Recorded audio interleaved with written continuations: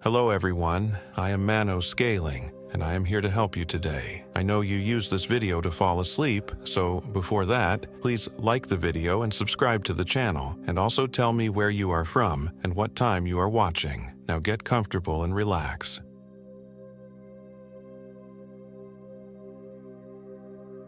My name is Marcus Holloway, and I am 34 years old. This happened in June 2024. The first thing I noticed when I regained consciousness was the metallic taste of blood in my mouth. My head throbbed where it had struck the rocks, and the world spun as I tried to focus my vision on the dense canopy of Ohialehua trees above me. Somewhere nearby, Luna was whimpering. I called out to my German shepherd, my voice barely audible over the rushing of the stream where we'd stopped to rest just minutes, or had it been hours, ago. "Luna! Here, girl!" Her whimpering intensified, and I turned my head toward the sound. Pain shot down my neck, but I forced myself to move. 20 feet away, half obscured by ferns, Luna was pawing at something on the ground. Something dark. Something that glistened wetly in the dappled sunlight filtering through the trees. I'd come to Hawaii's Big Island to escape. After Sarah's death, after the accident I couldn't prevent, I needed to get away from Boston, away from the sympathetic glances of colleagues and the hollow consolations of friends who didn't understand that the guilt was a tangible thing, a parasite feeding on my insides. I'd chosen the remote Waipio Valley for my hiking trip specifically because it promised isolation. The guidebooks called it the Valley of the Kings, a sacred place once home to Hawaiian royalty. Now it was mostly abandoned, its black sand beach and towering cliffs drawing only the most adventurous tourists and locals. The steep access road alone deterred most visitors, a treacherous 25% grade descent that required four-wheel drive to navigate. I'd rented a Jeep, ignored the rental company's strict warnings not to take it to Waipio, and made the white-knuckle drive down anyway. At the bottom, I'd parked near the handful of homes that remained in the valley and set out with Luna on what was supposed to be a 3-day trek into the interior. Now, as I struggled to my feet, I realized with mounting horror what Luna had found. It was a backpack, my backpack, torn open, its contents strewn across the forest floor. But that wasn't what made my stomach lurch. It was the dark, viscous substance coating everything. A substance that looked like oil but smelled unmistakably organic, like decay. "Luna, come," I commanded, my voice steadier than I felt. The shepherd reluctantly backed away from the pack, ears flat against her head. I approached cautiously, fighting the urge to vomit as the smell intensified. My water filter, first aid kit, extra clothes, all coated in the black substance.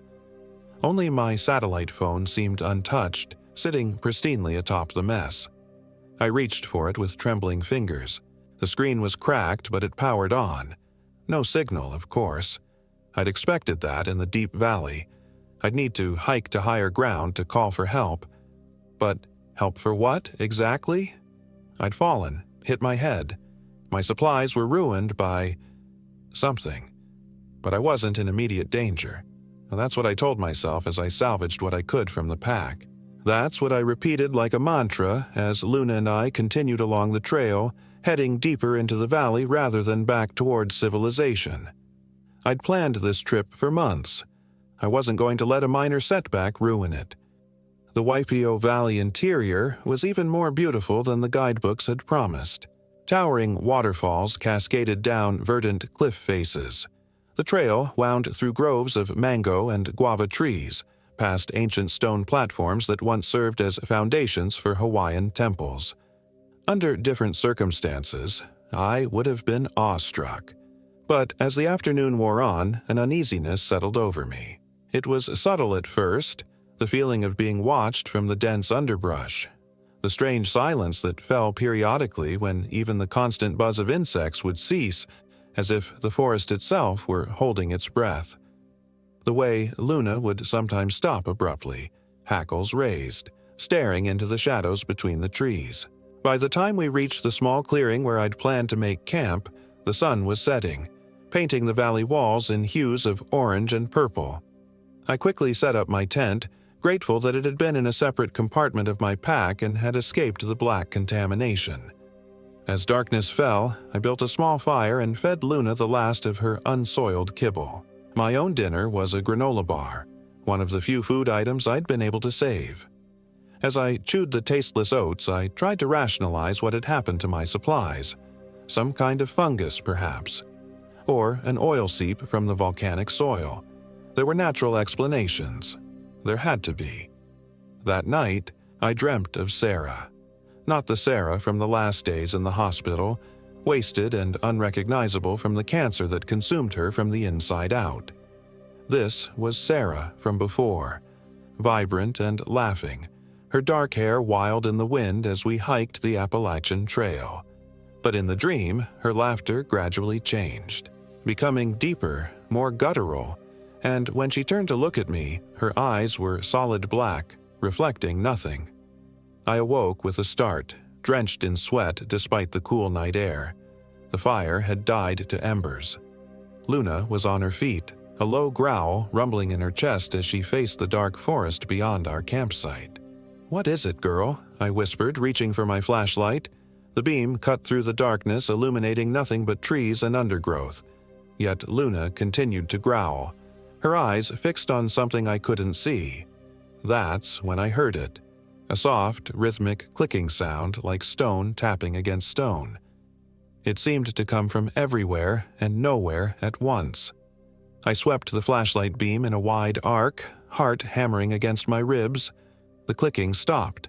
I held my breath, straining to hear any movement in the underbrush. "Hello," I called out, immediately regretting it.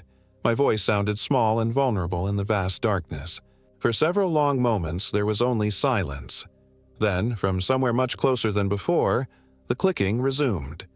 Luna barked sharply, lunging toward the sound before I could grab her collar. "Luna, no!" I shouted, scrambling after her as she disappeared into the undergrowth. I crashed through ferns and vines, flashlight beam bouncing wildly as I followed the sound of Luna's barking. The vegetation grew denser, the ground more uneven. I stumbled over exposed roots and rocks, calling Luna's name with increasing desperation. The barking cut off abruptly. "Luna!" I shouted, panic rising in my throat. Silence answered me. Then a whimper, weak but unmistakable, from somewhere to my left. I turned, sweeping the flashlight beam across the forest floor. There, caught in the light, was a patch of dark liquid, glistening on a broad leaf. The same oily substance that had coated my belongings. My heart sank as I followed a trail of similar droplets, each one larger than the last. They led to a small clearing where a massive banyan tree rose like a grotesque sculpture, its aerial roots forming a tangled web around the main trunk. And there, trapped within that web of roots, was Luna. She was alive, whimpering softly, but her struggles were weak.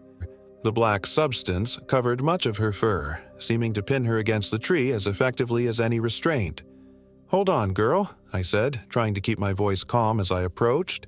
"I'm going to get you out." I reached for her, but as my fingers touched the black substance, pain seared through my hand. I jerked back with a cry, staring in horror at my fingers. The skin was red and blistered as if I'd thrust my hand into a flame. Luna whimpered again, more weakly this time. The substance was spreading across her fur, seeming to pulsate slightly in the beam of my flashlight. "No," I whispered, desperation clawing at my insides. I needed something to remove the substance without touching it. I shrugged off my pack, searching frantically for anything that might help. My hand closed around my water bottle. It wasn't much, but it was all I had. I unscrewed the cap and poured the contents over Luna's trapped body. The effect was immediate and horrifying. The black substance recoiled from the water, but not in the way oil would separate. It moved with purpose, writhing like a living thing. And as it pulled away from Luna's fur, it seemed to gather itself, forming a viscous pool at the base of the banyan tree. Luna collapsed, freed from whatever had held her. I scooped her up, ignoring the burning sensation where flecks of the substance touched my skin, and backed away from the tree. The pool of blackness remained where it was, quivering slightly, like gelatin, or like something breathing. I didn't wait to see what would happen next. Cradling Luna against my chest, I turned and ran, crashing back through the undergrowth toward our campsite. My flashlight beam bounced crazily ahead of me, creating monstrous shadows that seemed to reach for us from between the trees. By the time I reached the clearing, Luna was beginning to stir in my arms. I set her down gently, examining her by the dying light of the embers.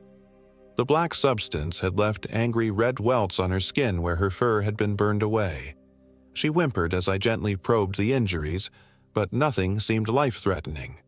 I rebuilt the fire, feeding it until the flames leapt high, pushing back the darkness. Luna huddled close to me, trembling. I stroked her head, murmuring reassurances I didn't feel. What had we encountered? Some kind of toxic plant secretion?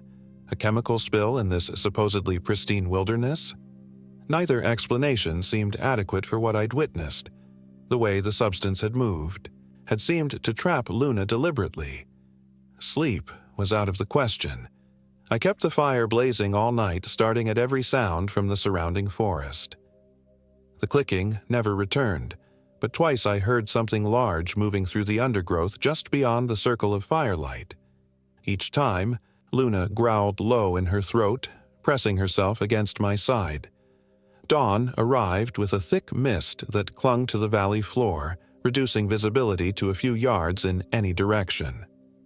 I broke camp quickly, eager to put distance between us and whatever lurked near the banyan tree. The plan had been to hike deeper into the valley, to reach the network of caves said to contain ancient Hawaiian burial sites. Now, all I wanted was to return to civilization.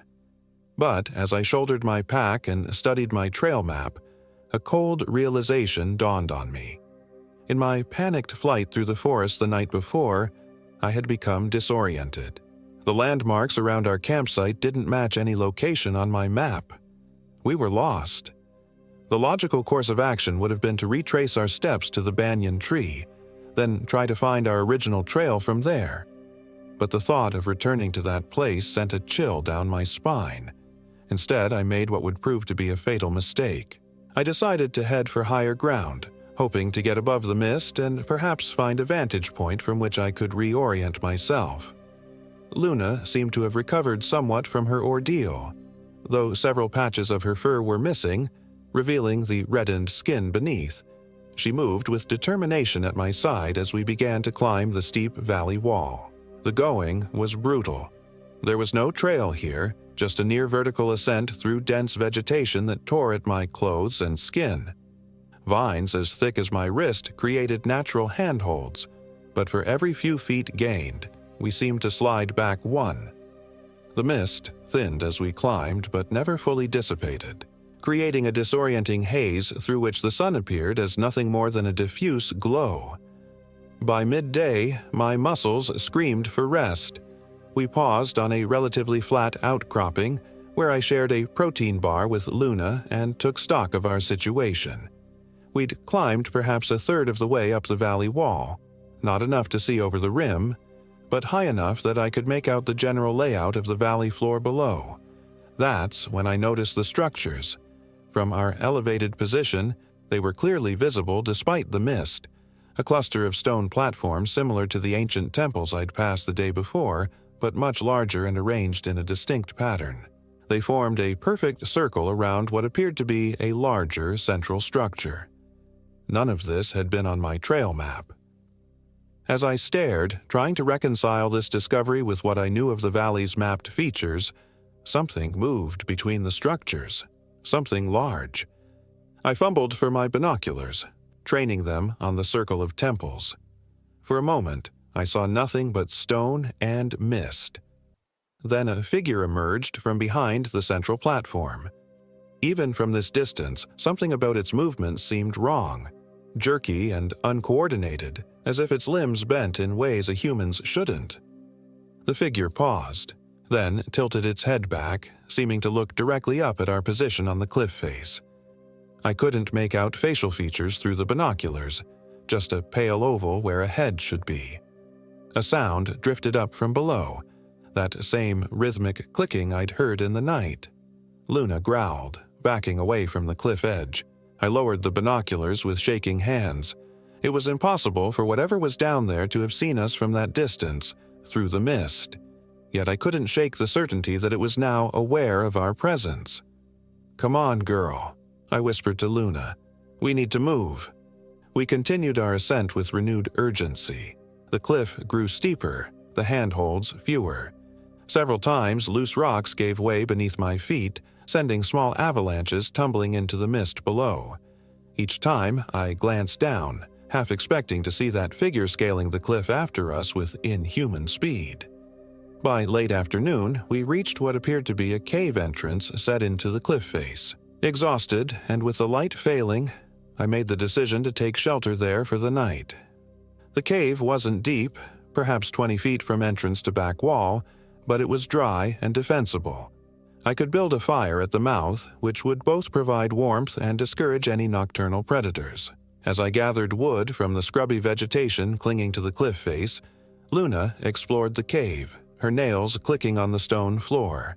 I had just armfuls of fuel when her bark echoed from inside. Not her warning bark, but the excited sound she made when she'd found something interesting. "What is it?" "Girl!" I called, ducking into the cave. Luna was pawing at the back wall, which I now saw wasn't a wall at all, but a narrow passage leading deeper into the cliff. A cool breeze flowed from the opening, carrying a damp, mineral smell. Every horror movie I'd ever seen screamed at me not to investigate the dark tunnel. But rational thought prevailed. If there was another way out of this cave system, it might lead us to safety without having to descend back into the valley. I built a small fire at the cave entrance, then fashioned a crude torch from a branch wrapped with strips torn from my t-shirt and soaked in hand sanitizer. It wouldn't last long, but it might give me enough light to explore a short distance into the passage. "Stay," I commanded Luna, pointing to a spot near the fire. She whined but obeyed, settling down with her eyes fixed on me as I approached the narrow opening. The passage beyond was tight but navigable, forcing me to turn sideways in places as I followed its winding course. The torch cast jumping shadows on walls that glistened with moisture. In places, the stone seemed to be carved with symbols, curves and angles that might have been writing in some ancient script. The passage gradually widened, the ceiling rising until I found myself in a chamber large enough that my torch couldn't illuminate the far side. The air here was different, heavy and charged, as if before a lightning storm. And there was something else, a subtle vibration that I felt rather than heard, pulsing through the stone beneath my feet. I raised the torch higher, trying to see more of the chamber. The light fell on what at first appeared to be pillars rising from the floor to the unseen ceiling. But as my eyes adjusted, I realized with growing horror that they weren't pillars at all. They were stalagmites and stalactites that had joined together, forming complete columns. And embedded within them, visible through the translucent mineral deposits, were human figures. I stumbled back with a choked cry, the torch nearly slipping from my grasp. There were dozens of them, men and women frozen in various poses of terror or supplication, their features distorted by the crystal growths that entombed them. Some appeared ancient, little more than skeletons within their mineral prisons. Others looked more recent, their clothing recognizable as modern. My back hit the chamber wall, and I nearly screamed as something sharp dug into my shoulder blade. I spun around, torch raised defensively. It was another carving, this one larger and more elaborate than those in the passage. It depicted a humanoid figure with elongated limbs and what appeared to be tentacles where a face should be. Below it were rows of the same script I'd noticed earlier, along with pictographs showing tiny human figures prostrating themselves before the entity. My torch chose that moment to sputter and die, plunging me into absolute darkness. Panic surged through me. I dropped the useless torch and fumbled for my flashlight, fingers clumsy with fear. The beam, when it finally cut through the blackness, seemed feeble against the vast darkness of the chamber. I began backing toward where I thought the passage entrance was, keeping the light trained on the nightmare tableau of entombed bodies. That's when I noticed something that froze the blood in my veins. One of the figures, the one nearest to me, a man in what looked like hiking gear not dissimilar to my own, was moving. Slightly, almost imperceptibly, but definitely moving. His head, visible through the translucent crystal, was turning toward me with agonizing slowness. I ran. Blindly, desperately, I fled back through the narrow passage, scraping skin from my shoulders and elbows as I careened off the stone walls. Behind me, I heard something that will haunt me until the day I die. A sound like crystal cracking, followed by the wet suction of something pulling free from its mineral prison. I burst from the passage into the main cave, startling Luna to her feet. Outside, night had fallen completely. "We have to go," I gasped, grabbing my pack. "Now!" Luna must have sensed my terror because she asked no questions, falling in beside me as I plunged out of the cave into the darkness beyond. The cliff descent was suicidal in daylight. At night, it was certain death. But the alternative, staying in that cave, waiting for whatever was emerging from those crystal columns, was unthinkable. I switched on my headlamp, the beam pathetically small against the vast blackness of the valley below. With Luna pressed against my leg, I began feeling for a way down, using tree roots and rock outcroppings as anchors. We had descended perhaps 50 feet when Luna froze, a growl building in her throat. From above came that now familiar clicking sound, magnified and distorted by the cliff face. I looked up into the darkness, seeing nothing but knowing with bone-deep certainty that something was emerging from the cave. What happened next occurred with dreamlike slowness. My foot, searching for a hold, met nothing but air.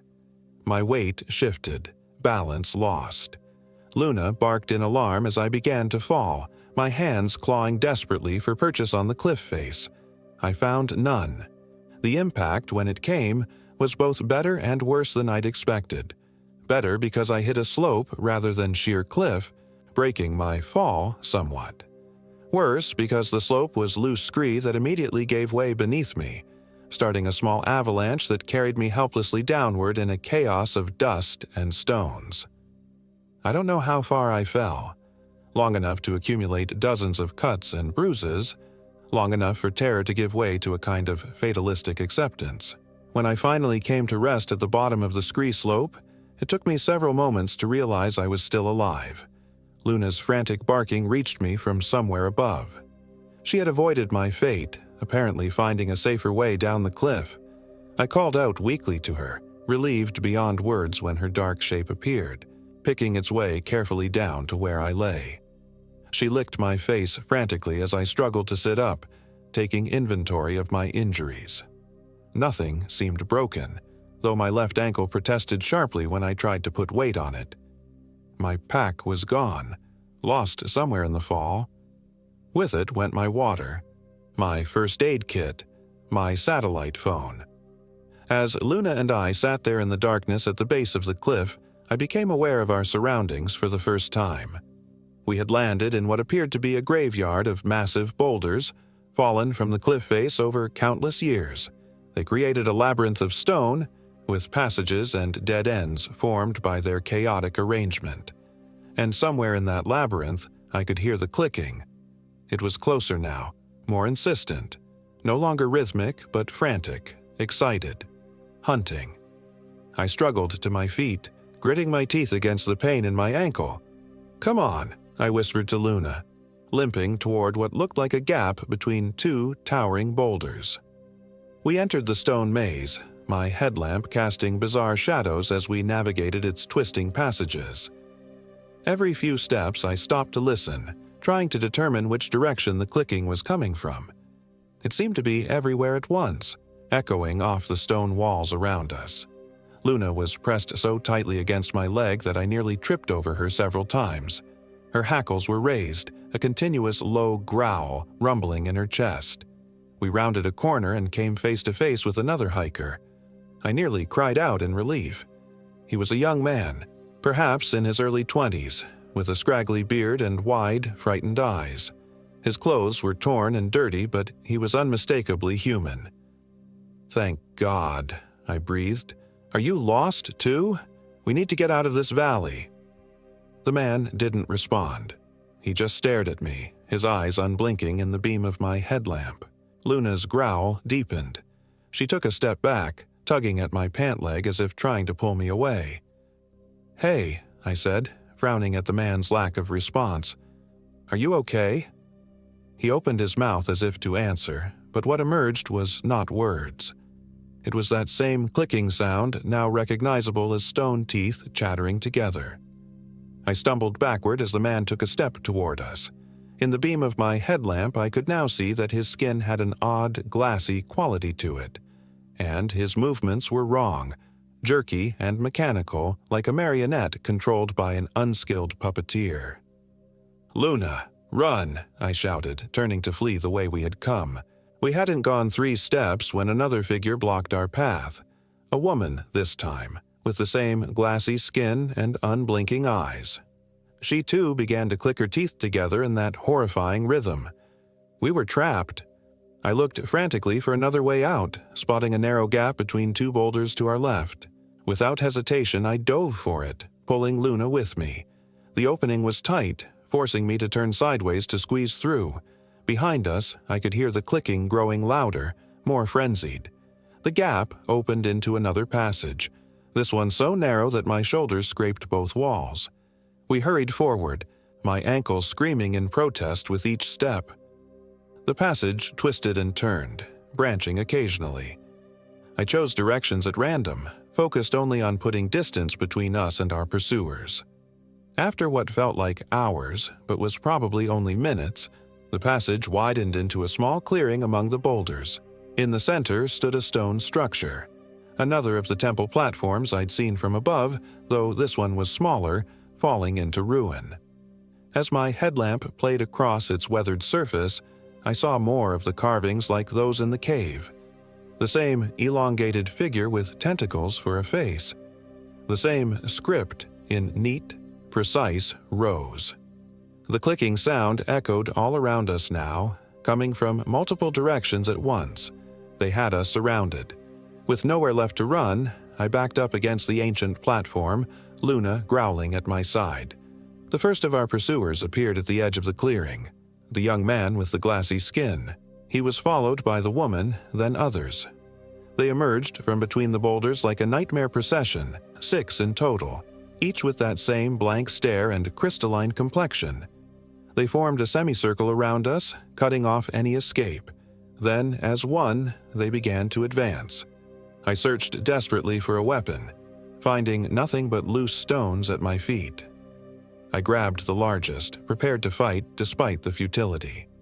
Luna barked furiously, lunging forward then retreating, unable to decide between flight and fight.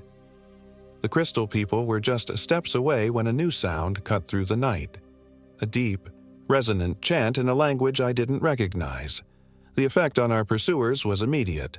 They froze in place, heads swiveling toward the source of the chanting. An old Hawaiian man stepped into the clearing from a passage I hadn't noticed. He was lean and weathered, with intricate tribal tattoos covering his arms and chest. In one hand he held a carved wooden staff, in the other a small bag that he shook rhythmically as he chanted. The crystal people backed away, their clicking growing softer, almost submissive. The old man approached me, never breaking his chant. When he reached my side, he dipped his hand into the bag and withdrew a handful of dark powder, which he cast in a circle around us.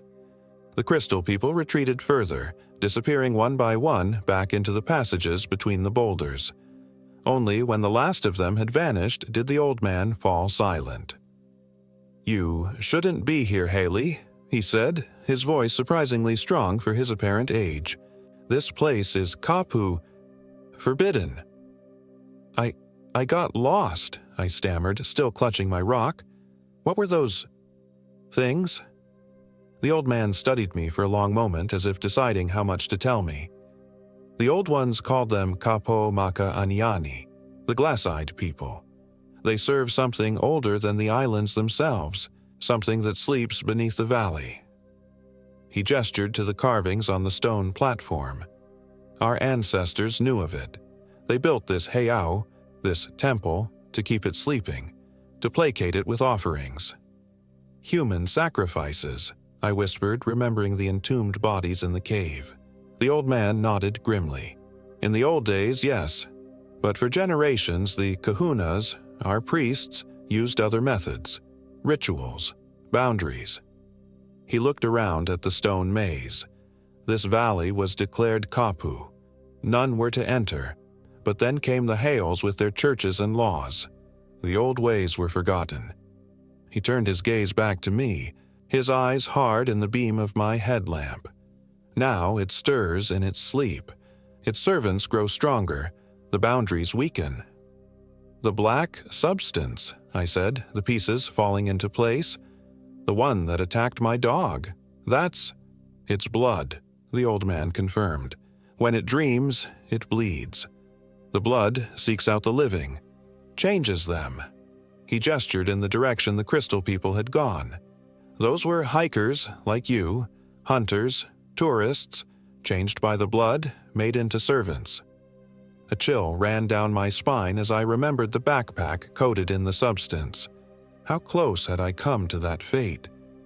"We need to get out of this valley," I said. "Can you help us?" The old man was quiet for a moment, then nodded. "I know the safe paths, but we must hurry. In the cave, you disturbed the oldest servants. They will not be bound by my kapu for long." He led us through the boulder maze by paths I would never have found on my own, his certainty never wavering despite the darkness. Luna seemed to trust him implicitly, following at his heels as if she'd known him all her life. As we walked, he told me his name was Keon. He was the last of his family line, descendants of the kahunas who had once tended the ancient temples of Waipio. Though the old religion had been largely abandoned, Keon had been taught the rituals by his grandfather, who insisted that someone must maintain the boundaries, must keep the old agreements with what slept beneath the valley. "Each month I come," he explained as we emerged from the boulder field onto more open ground. "I renew the powders, speak the chants. It grows harder each time. The thing beneath grows restless." We were now moving along the valley floor, keeping to what appeared to be game trails through the dense vegetation. Despite his age, Keon set a pace that had me struggling to keep up, especially with my injured ankle. "What is it?" I asked. "Is the thing under the valley?" Keone didn't look back as he answered. "The old ones had many names for it. Kanaloa I Kalipo, Kanaloa in the darkness, Ke Aqua Moana, the god from the sea. It came before the islands were formed, they say, came from the stars and the deep ocean both." He paused at a fork in the trail, cocking his head as if listening for something I couldn't hear. After a moment, he chose the left path. "It sleeps," he continued as we walked, "has slept for thousands of years, but every few centuries it stirs, its blood rises, its servants awaken." He glanced back at me, his face grim in the dim light of dawn that was now beginning to filter through the trees. "The last time was when the first missionaries came. Many disappeared into the valley, never to return." As we walked, I began to recognize landmarks from my hike in. The grove of guava trees, the ancient stone platforms. We were nearing the valley entrance. Keon stopped suddenly, raising a hand for silence. Ahead, the trail descended to join the main path that led to the beach and the access road beyond. So close to safety, but something blocked our way. A figure stood in the middle of the path, its back to us. Even from behind, I could see the glassy sheen of its skin catching the early morning light. Keon reached slowly into his bag, withdrawing another handful of the dark powder. But before he could cast it, the figure turned. I bit back a cry of horror.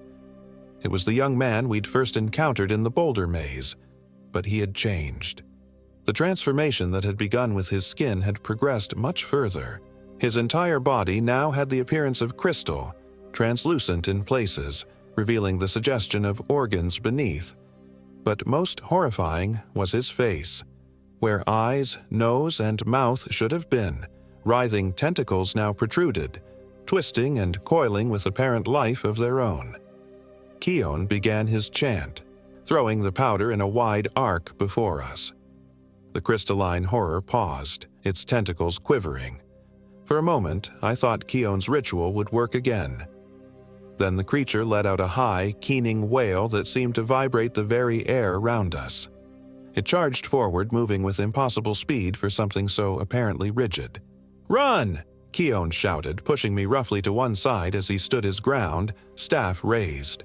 Luna and I tumbled down a short embankment, landing painfully in a shallow stream. Above, I heard Keon's chant rise to a shout, then cut off abruptly. There was a wet, cracking sound, followed by silence.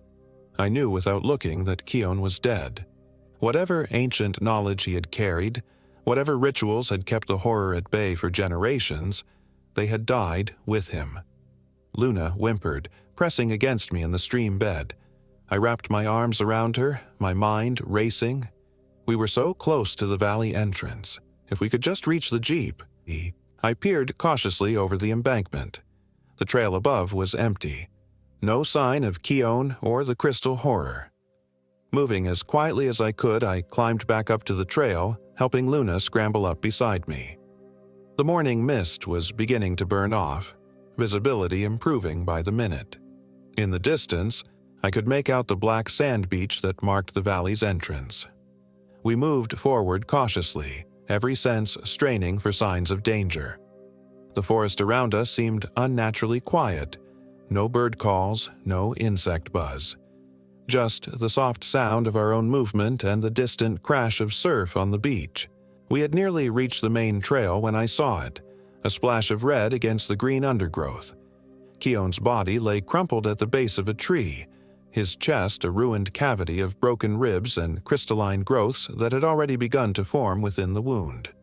His eyes stared sightlessly at the canopy above, his mouth frozen in a final chant that had failed to save him. I wanted to stop, to show some respect for the man who had died trying to save us. But a clicking sound from somewhere behind us drove me forward. We weren't safe yet. The main trail was wider, allowing us to move faster despite my injured ankle. Every step sent spikes of pain up my leg, but fear pushed me onward. Luna stayed close, her ears constantly swiveling to track sounds in the forest around us. The trees thinned as we approached the beach. Through gaps in the vegetation, I could see the black sand gleaming in the early morning light. Safety was so close I could taste it. We burst from the tree line onto the open beach. Half a mile down the shore, I could make out the cluster of homes that marked the inhabited portion of the valley. My jeep would be parked nearby. "We made it, Luna," I gasped, allowing myself the first flicker of hope since this nightmare began. That hope died as I looked back toward the forest. They were emerging from the trees. The crystal people, at least a dozen of them. Some still retained mostly human features, others had progressed further into that tentacled horror I'd seen consume Keon. They moved with eerie synchronization, spreading out to cut off our route to the valley entrance. I turned to run down the beach, away from both the crystal horrors and the valley exit. Luna followed, limping slightly now. Whether from exhaustion or injury, I couldn't tell. We hadn't gone far when I spotted something that made my heart leap. A small motorboat pulled up on the shore. Beside it, a man was unloading fishing gear, his back to us. "Help!" I shouted, waving frantically as we approached. "Please, we need help." The fisherman turned, startled by my cry. He was Hawaiian, middle-aged and solidly built, with the weathered look of someone who spent most of his life outdoors. "What's wrong, brah?" he called back, his expression concerned as he took in my battered appearance and Luna's bedraggled state. "We need to get out of the valley," I panted as we reached him. "There are things chasing us." The man frowned, glancing past me toward where I'd come from. His eyes widened. "Que aqua," he breathed, making the sign of the cross. "The glass ones." "You know about them?" I asked, shocked. "Stories," he said grimly, already shoving his gear back into the boat. "Old stories my tutu told me. Never come to YPO alone," she said. "Never stay after dark." He looked at me. "Get in. Now." I didn't need to be told twice. I helped Luna into the small boat, then climbed in after her. The fisherman pushed us off the sand into the shallow water, then jumped in himself. The outboard motor coughed to life on the second pull of the cord. As we pulled away from shore, I looked back. The crystal people had reached the water's edge and stopped, their tentacled faces writhing in what might have been frustration. One waded in up to its knees, then seemed to encounter some invisible barrier. It retreated back to shore with the others. "They can't cross flowing water," the fisherman explained, following my gaze. "Or salt water. That's what the stories say. Anyway." Relief flooded through me as we puttered along the coastline, the black sand beach of Waipio receding behind us. Luna collapsed at my feet, exhausted beyond measure. "Thank you," I said to the fisherman. "My name's Marcus. This is Luna." "Ikaika," he replied, nodding. "You're lucky I was here. Not many come to fish this shore anymore. Not since the disappearances started again." "Disappearances?" Ikaika nodded grimly. "Hikers, tourists, even a few locals. Over the past year, maybe 24 gone missing in the valley, like the old days when the missionaries first came." He eyed me curiously. "How did you survive in there?" I told him everything. The black substance, the cave with its crystal columns, Keone and his rituals. Ikaika listened in silence, his expression growing darker with each detail. "Keone was the last kahuna of the old line," he said when I finished. "The last who knew the chance to keep it sleeping." He made the sign of the cross again. "God help us all now." We rounded the headland that formed one arm of Waipio Valley, the boat bouncing through choppy water toward a small harbor about a mile down the coast. As we approached, I could see police vehicles and what looked like a search party gathered on the shore. "They're looking for the latest ones gone missing," Ikaika explained. "Mainland couple hiked in 4 days ago. Never came out." 4 days ago. Just before I'd arrived. I thought of the crystal people I'd seen, wondered if the couple had been among them. As we neared the harbor, Ikaika cut the motor to a low idle. "Listen to me," he said, his voice urgent. "What you saw in there, what happened to you, the authorities won't believe it. They'll think you're crazy, or worse. But we have to warn people," I protested. "Keep them out of the valley." "The valley is already officially closed to hikers," Ikaika said. "Has been since the disappearances started. Signs at the top of the access road. Didn't stop you, did it?" I had to admit he was right. I'd seen the signs, ignored them in my determination to find isolation. How many others had done the same? "So, what do I tell them?" I asked, gesturing to the police on shore. "That you got lost, that your satellite phone broke. Nothing about glass people or ancient gods or black blood." I nodded slowly, seeing the wisdom in his words. Who would believe such a story? I'd be detained for psychiatric evaluation at best, considered a suspect in the disappearances at worst. "What about Keone?" I asked. "His body?" "Will never be found," Ikaika said with certainty. "The valley takes its own." As we pulled into the harbor, the police spotted us. 2 officers jogged down to the dock, hands on their holsters. "Just follow my lead," Ikaika murmured as he cut the engine. Then, louder, "Hey, officers, found this Haioli and his dog on the beach at Waipio. Says he got lost hiking." The next few hours passed in a blur of questions, medical examinations, and paperwork. I stuck to the story Ikaika had suggested. A solo hiking trip gone wrong when I strayed from the marked trails. A fall that destroyed my satellite phone. Confusion and disorientation that led me to the beach where Ikaika found me. The authorities seemed to accept this explanation, though they cited me for ignoring the closure notices. A small price to pay for escaping with my life. Luna was examined by a veterinarian, her burns attributed to some unknown plant toxin. She was given antibiotics and painkillers with a good prognosis for recovery. By evening, we had been released from the hospital in Hilo.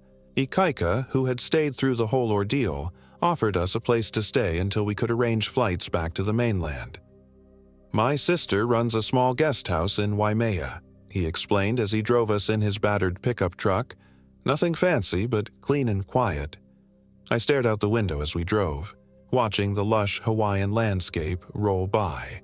So beautiful on the surface, concealing such horror beneath. "Why did you believe me?" I asked suddenly. "About what I saw in the valley?"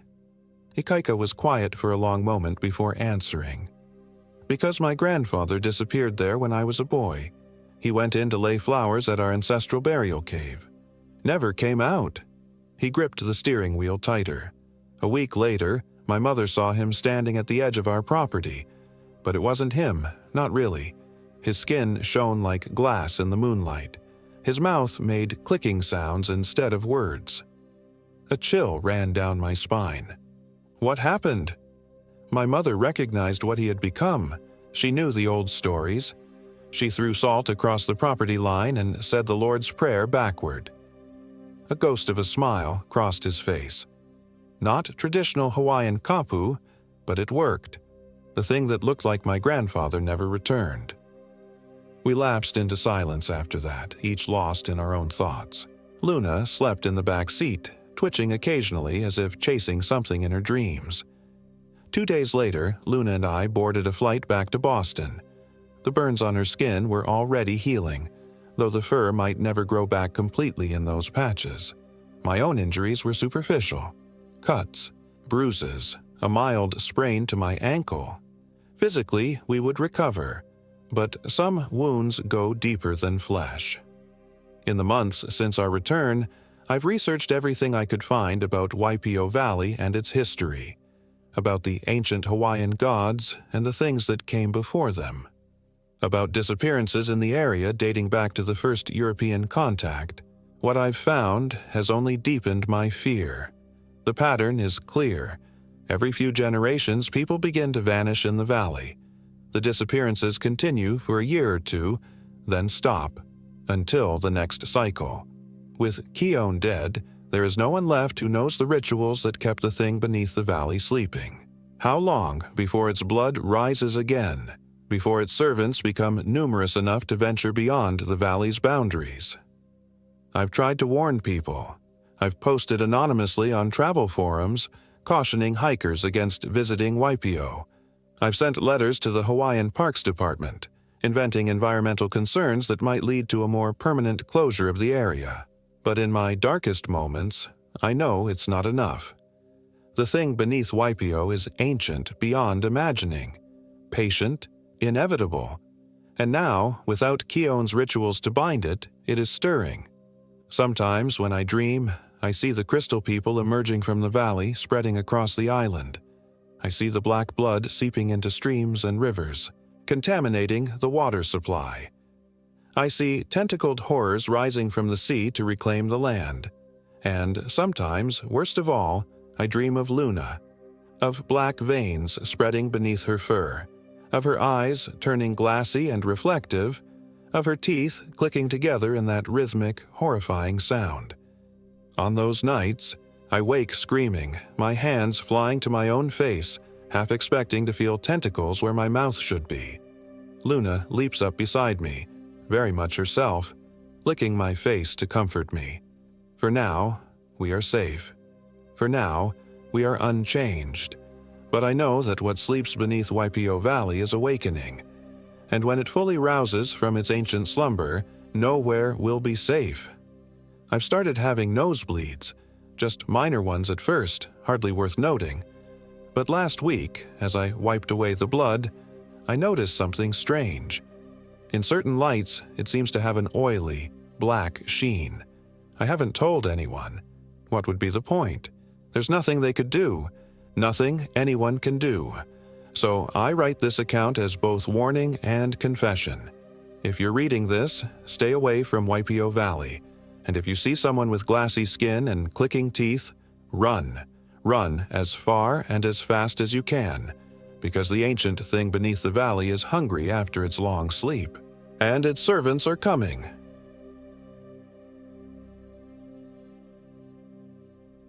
My name is Daniel Mercer, and I am 34 years old. This happened in March 2024. The rain pelted against the windshield of our rental Jeep as we navigated the narrow road up toward the Kahala Forest Reserve. The wipers fought a losing battle against the downpour, and I could barely make out the edge of the cliff to our right. My wife, Eliza, clutched the door handle with white knuckles, her normally confident demeanor replaced by visible tension. "Are you sure this is the right way, Dan?" she asked, her voice tight. "The ranger said most tourists don't come this deep into the reserve." I checked the GPS signal on my phone for the 5th time. Signal's weak, but this matches the trailhead coordinates that Forum recommended. Hawaii's best-kept secret hike, remember? Eliza nodded, but I could tell she was having second thoughts. We'd planned this trip to Hawaii's Big Island for months, our chance to escape the sterile hospital rooms and sympathetic looks that had consumed our lives for the past year. After losing our 4-year-old daughter, Lily, to leukemia, we'd both been sleepwalking through life. This trip was supposed to be our reset button, a chance to remember who we were before grief defined us. "The rain should clear by morning," I said, forcing optimism into my voice, "and we'll have the trails all to ourselves." We continued climbing, the dense forest pressing in on both sides as we ascended further into the mist-shrouded mountains. The forest reserve stretched across much of the northern section of the island, wild and largely untouched.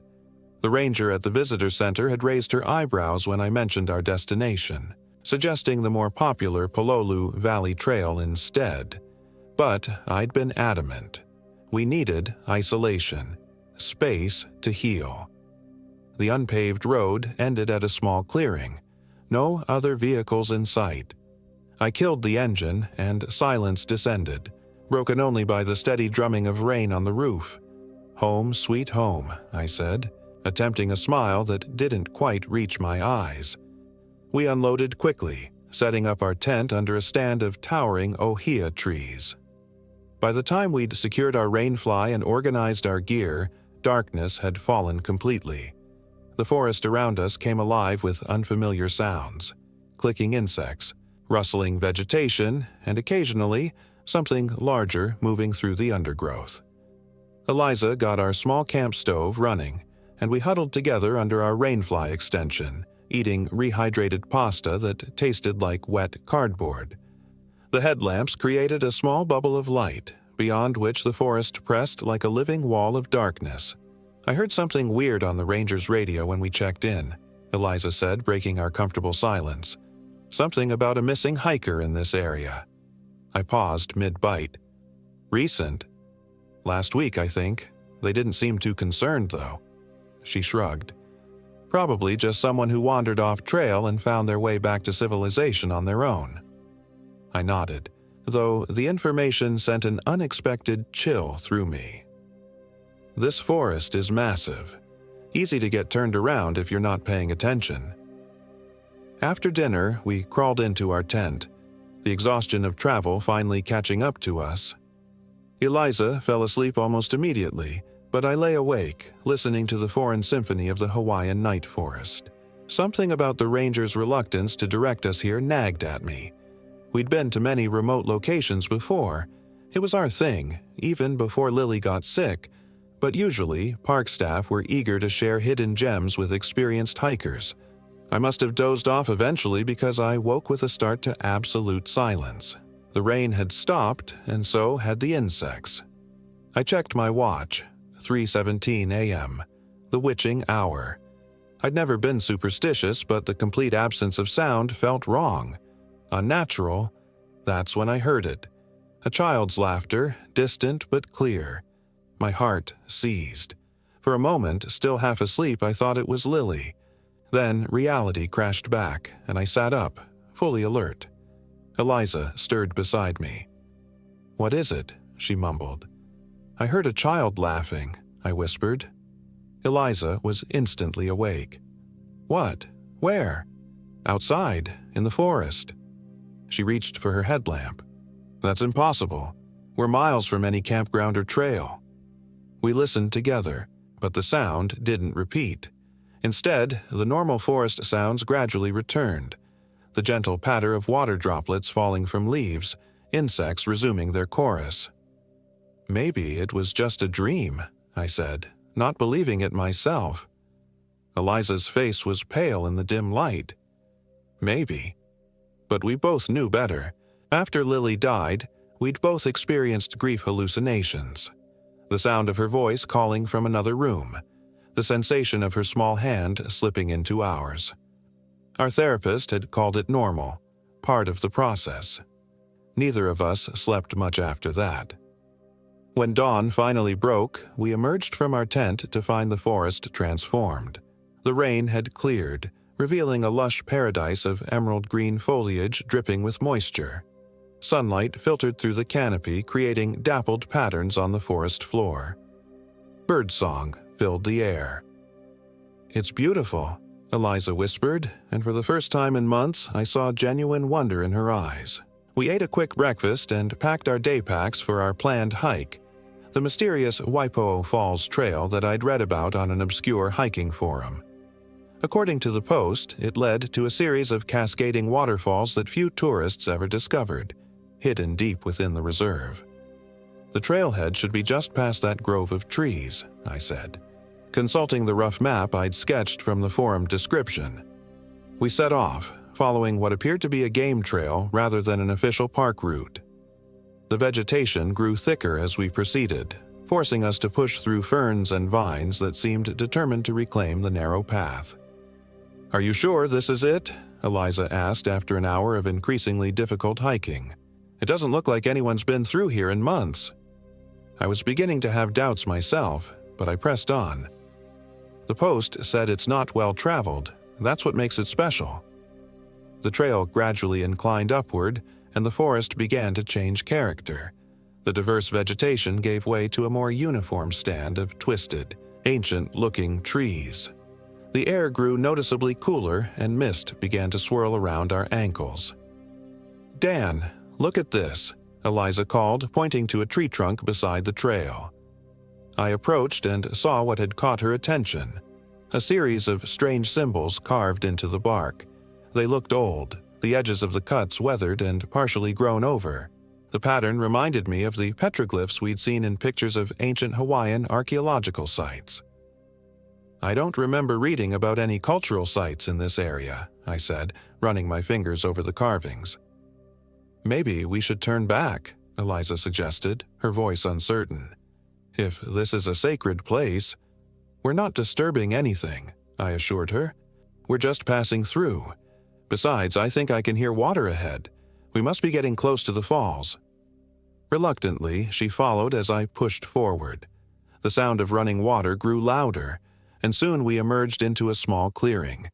A stream ran through it, tumbling over rocks before disappearing into the forest again.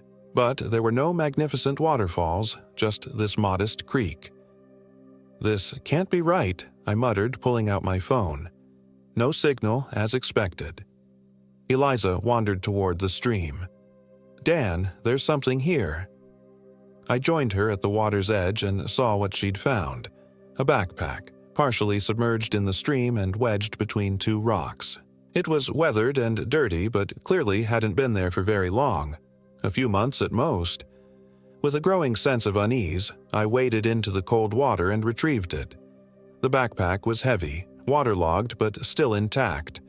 The brand was one popular with serious hikers, expensive and durable. "Should we open it?" Eliza asked. I hesitated, then unzipped the main compartment. Inside, we found soggy clothing, a high-end camera sealed in a waterproof case, an emergency kit, and a wallet. I opened the wallet with trembling fingers and found a California driver's license belonging to Marcus Reeves, a 27-year-old from San Francisco. "This must be the missing hiker," I said, my mouth suddenly dry. Eliza looked around nervously. "We need to take this back to the rangers." I nodded, but something caught my eye, a small notebook in a zippered pocket, partially protected from the water. I pulled it out and carefully opened it. Most of the pages were ruined. The ink spread into unreadable blue and black splotches, but the last few entries were legible.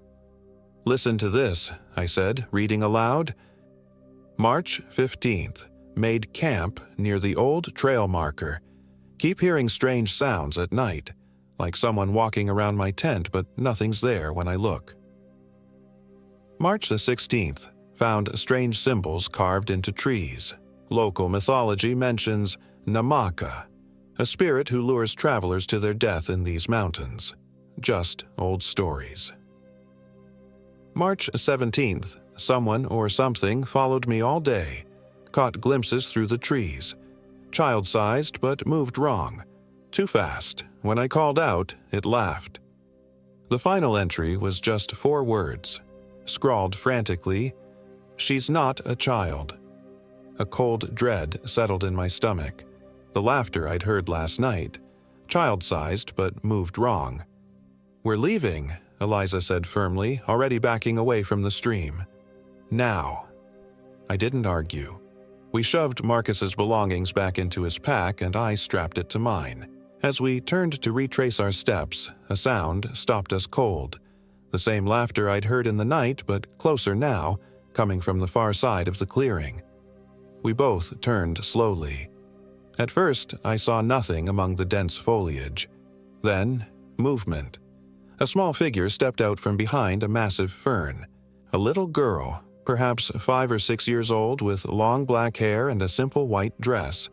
Her feet were bare and muddy. My heart constricted painfully in my chest. For a wild moment I thought of Lily, but this child was older, with darker features, clearly native Hawaiian. "Hello," I called cautiously. "Are you lost?" The girl smiled but didn't respond. There was something off about her expression. Too wide, too fixed. Eliza gripped my arm. "Dan," she whispered, "there shouldn't be any children out here." "Maybe she's from a local family," I suggested, but even as I said it I knew it made no sense. We were miles from any residence, deep in a forest reserve. The girl took a step toward us, still smiling that too wide smile. "Play with me," she said, her voice oddly hollow. "We can't right now," I replied, trying to keep my voice steady. "We need to get back to the ranger station. Do you need help getting home?" The girl laughed again, that same eerie laugh I'd heard in the night, and shook her head. "I am home. This is my mountain." Her English was perfect but strangely accented, as if the words didn't quite fit in her mouth. Eliza's nails were digging into my arm. "We should go," she whispered. The girl's smile disappeared. "No one leaves without playing first." Her voice had changed, deeper now, with an underlying growl that raised the hair on my arms. I began backing away, pulling Eliza with me. Another time, maybe. The girl's face contorted with anger, and for just a moment, so brief I might have imagined it, her features seemed to shift into something ancient and terrible.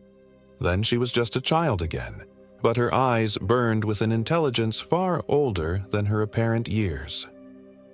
"Namaka knows your heart, Daniel Mercer," she said, and hearing my full name from her lips sent ice through my veins. "She knows what you lost. She can give it back." At those words, Eliza made a small broken sound beside me. "You're not real," I said, my voice shaking. "You're not here." The girl, Namaka, tilted her head at an impossible angle. "I'm as real as your grief, as real as your guilt."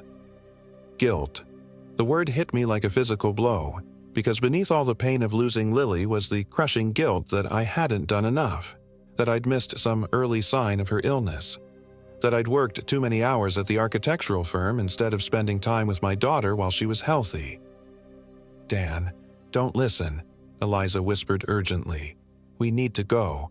Now." But I couldn't move. The girl's eyes held me transfixed. "You can see her again," Namaka said softly. "Your Lily. She's here, in the mist, waiting for you both." And then, from deeper in the forest, I heard another laugh. Higher, lighter, achingly familiar. Lily's laugh. Eliza heard it too. I felt her body go rigid beside me. "That's not her," I said, as much to convince myself as Eliza. "It can't be her." "Follow and see," Namaka said, backing away into the forest.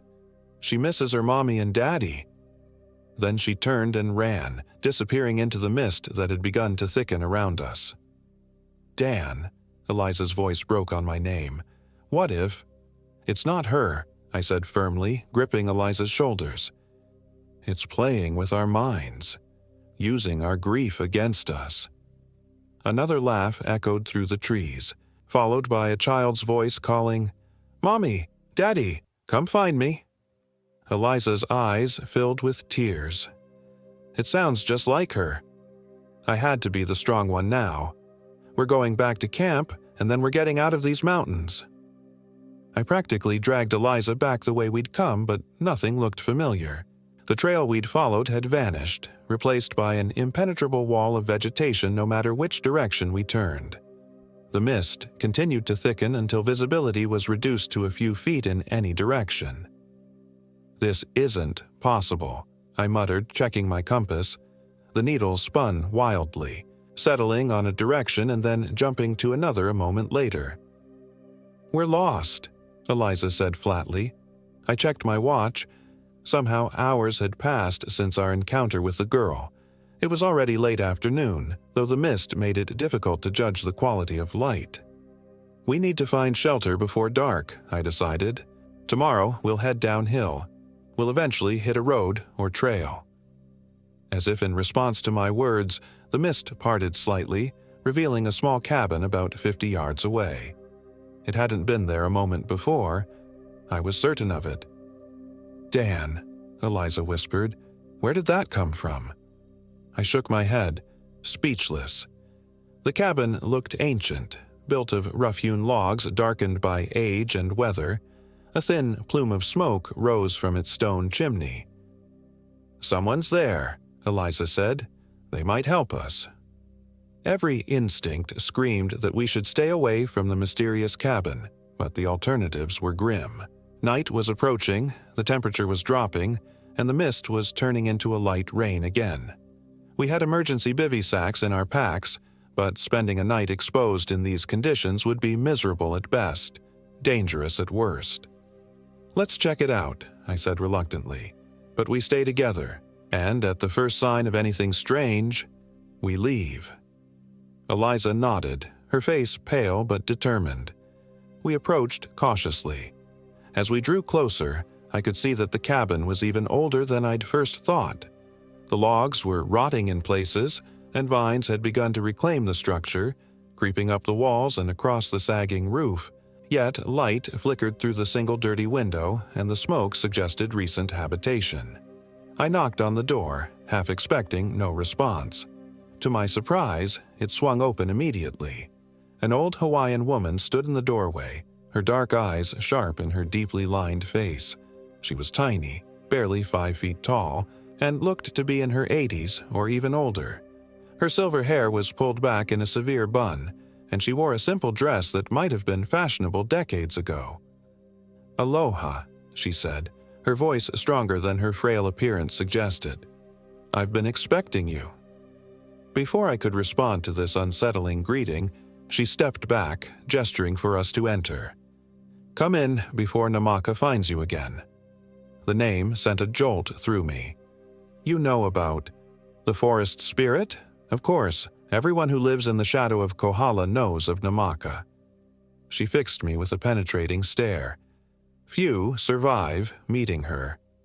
Against my better judgment, we entered the cabin. The interior was a single room, dominated by a stone fireplace where a small fire burned.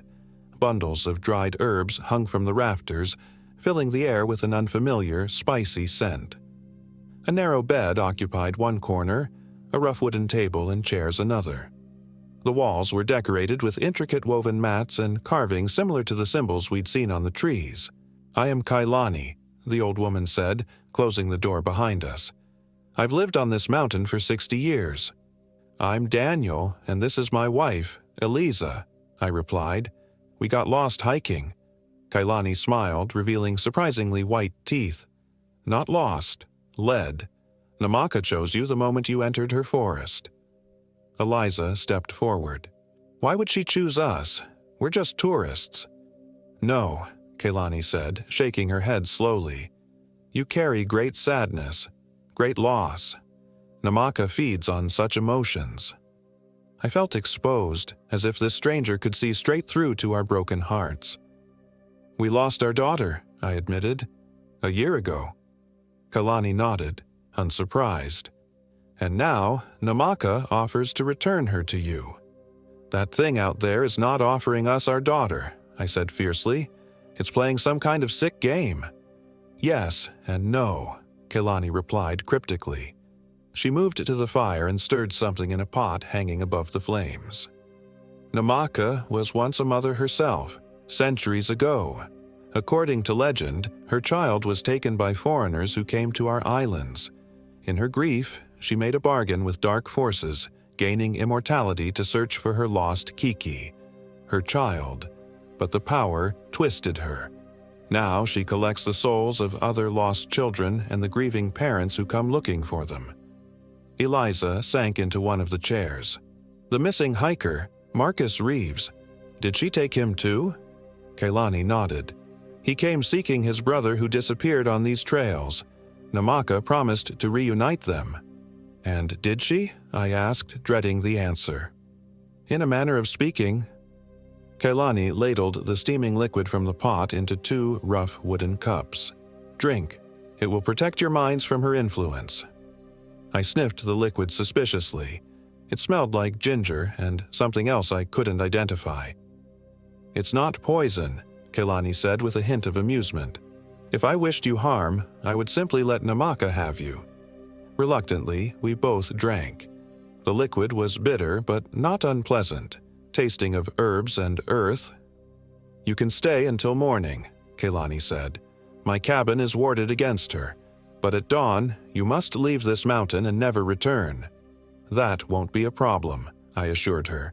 "But our campsite—" "Is gone," she interrupted.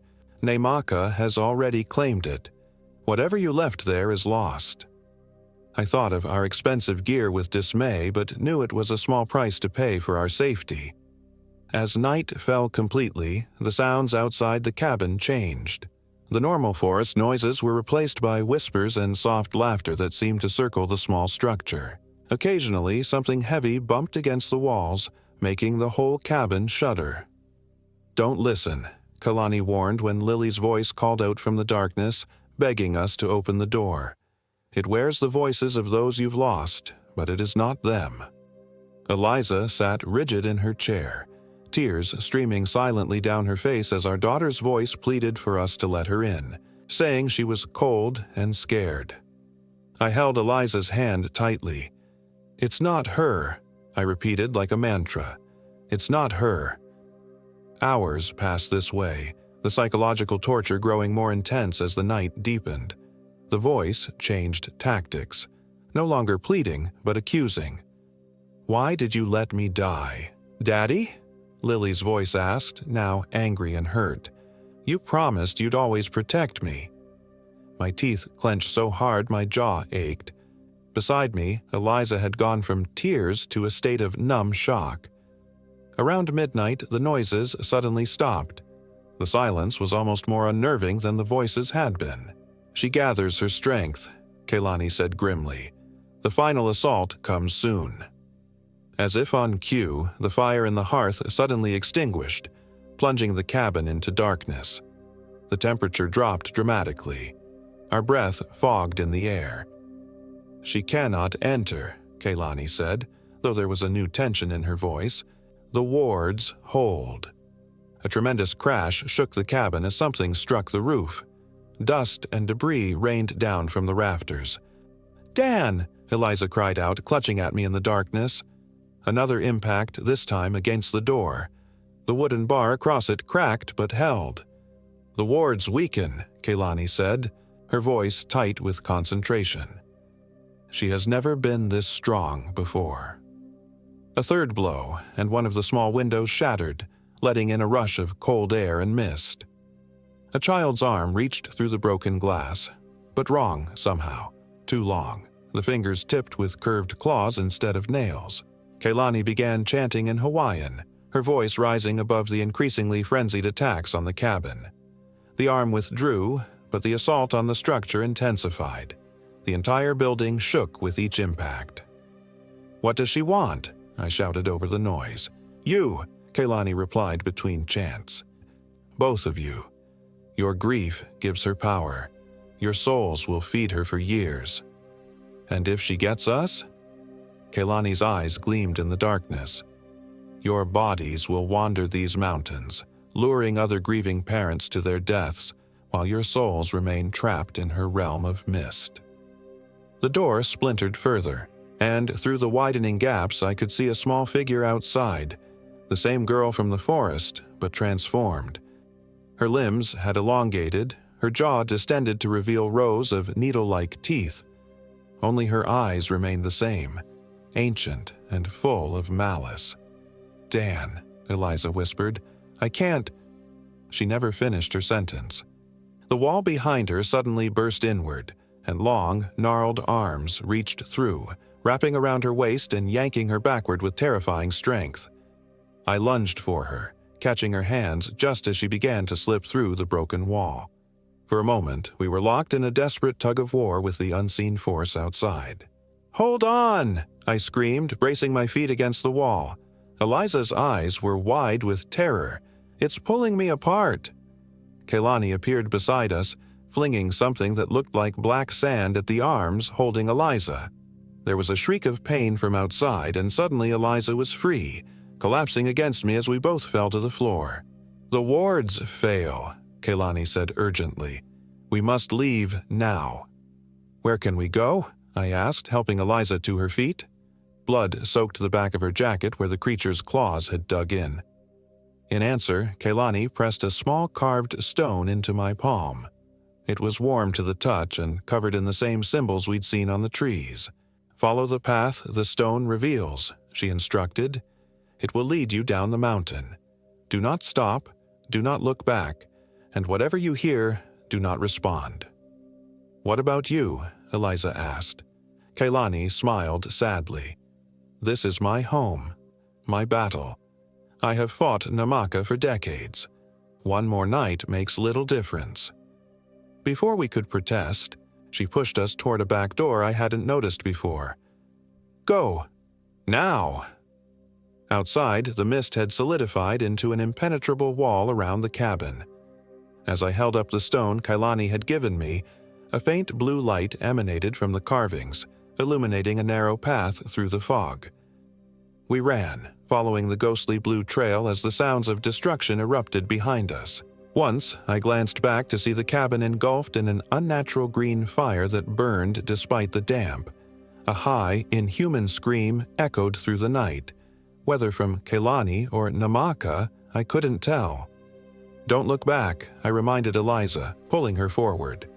We stumbled down the mountain, the stone guiding us along trails that appeared and disappeared in the mist. The voices followed. Lily, Marcus Reeves, and others I didn't recognize, all begging for help or screaming in pain. Worst of all was Leilani's voice, accusing us of abandoning her to save ourselves. It took every ounce of willpower not to turn back, to remind myself that these were not real voices but Namaka's manipulations. The stone grew hotter in my hand as we descended, the blue light pulsing more intensely. Behind us, I could sense rather than see something gaining ground, a presence that made the air itself feel heavy and oppressive. "It's following us," Eliza gasped, clutching her injured side as we ran. "Almost there," I encouraged, though I had no idea how far we still had to go. The path steepened, becoming treacherously slick with mud and wet leaves. Twice we fell, sliding several yards before managing to stop ourselves. My hands were raw and bleeding, Eliza's pants torn at the knees. But we kept moving, driven by pure survival instinct. Finally, the trees began to thin, and the first hint of dawn lightened the eastern sky. The stone in my hand was now painfully hot, the symbols glowing bright blue. "Look!" Eliza cried, pointing ahead. Through a break in the trees, I could see our jeep, exactly where we'd left it in the small clearing that now felt a lifetime away. Hope surged through me, giving my exhausted legs new energy. We sprinted the final distance, reaching the vehicle just as the stone in my hand crumbled to dust, its purpose fulfilled. My hands shook so badly I could barely get the key into the ignition. Behind us, the mist was advancing across the clearing with unnatural speed, bringing with it the sound of childlike laughter. The engine roared to life. I threw the Jeep into reverse, spinning gravel as we backed away from the forest's edge. In the rearview mirror, I caught a final glimpse of a small figure standing among the trees. The girl, her form shifting between child and something ancient and terrible. For a moment, her eyes met mine in the mirror, and a voice spoke directly into my mind. She would have been so beautiful when she grew up. I slammed the accelerator, and we hurtled down the mountain road, away from Namaka and her forest of mist. We didn't stop until we reached Waimea, the nearest town. The emergency room staff asked no questions about our injuries, though I caught knowing looks when we mentioned where we'd been hiking. The local doctor who stitched up the 4 parallel gashes on Eliza's back simply nodded when I described them as animal claw marks. "Bear," he said for the benefit of the mainland nurse assisting him, though we all knew there were no bears in Hawaii. Later, in our hotel room in Kailua Kona, as far from the Kohala Mountains as we could get and still be on the island, I called the ranger station. I reported finding Marcus Reeves's backpack, claiming we'd spotted it from the trail but been unable to reach it due to dangerous conditions. I gave them approximate coordinates, knowing they'd never find it. Namaka would see to that.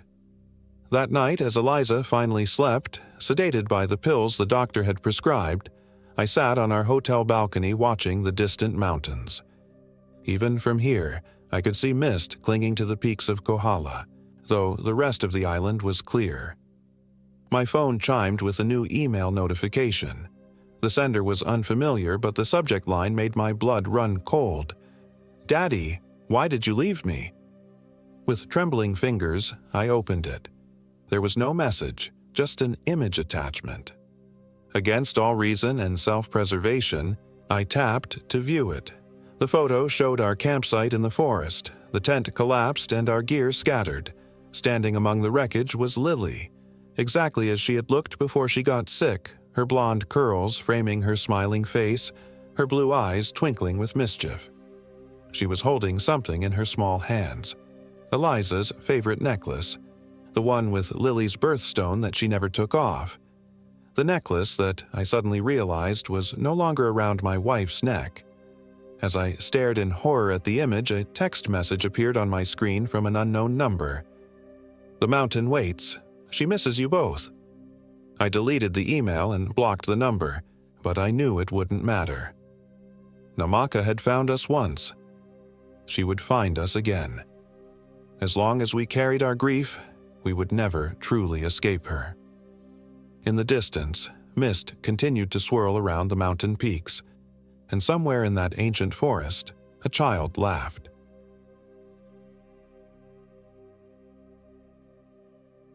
My name is Marcus Kelly, and I am 34 years old.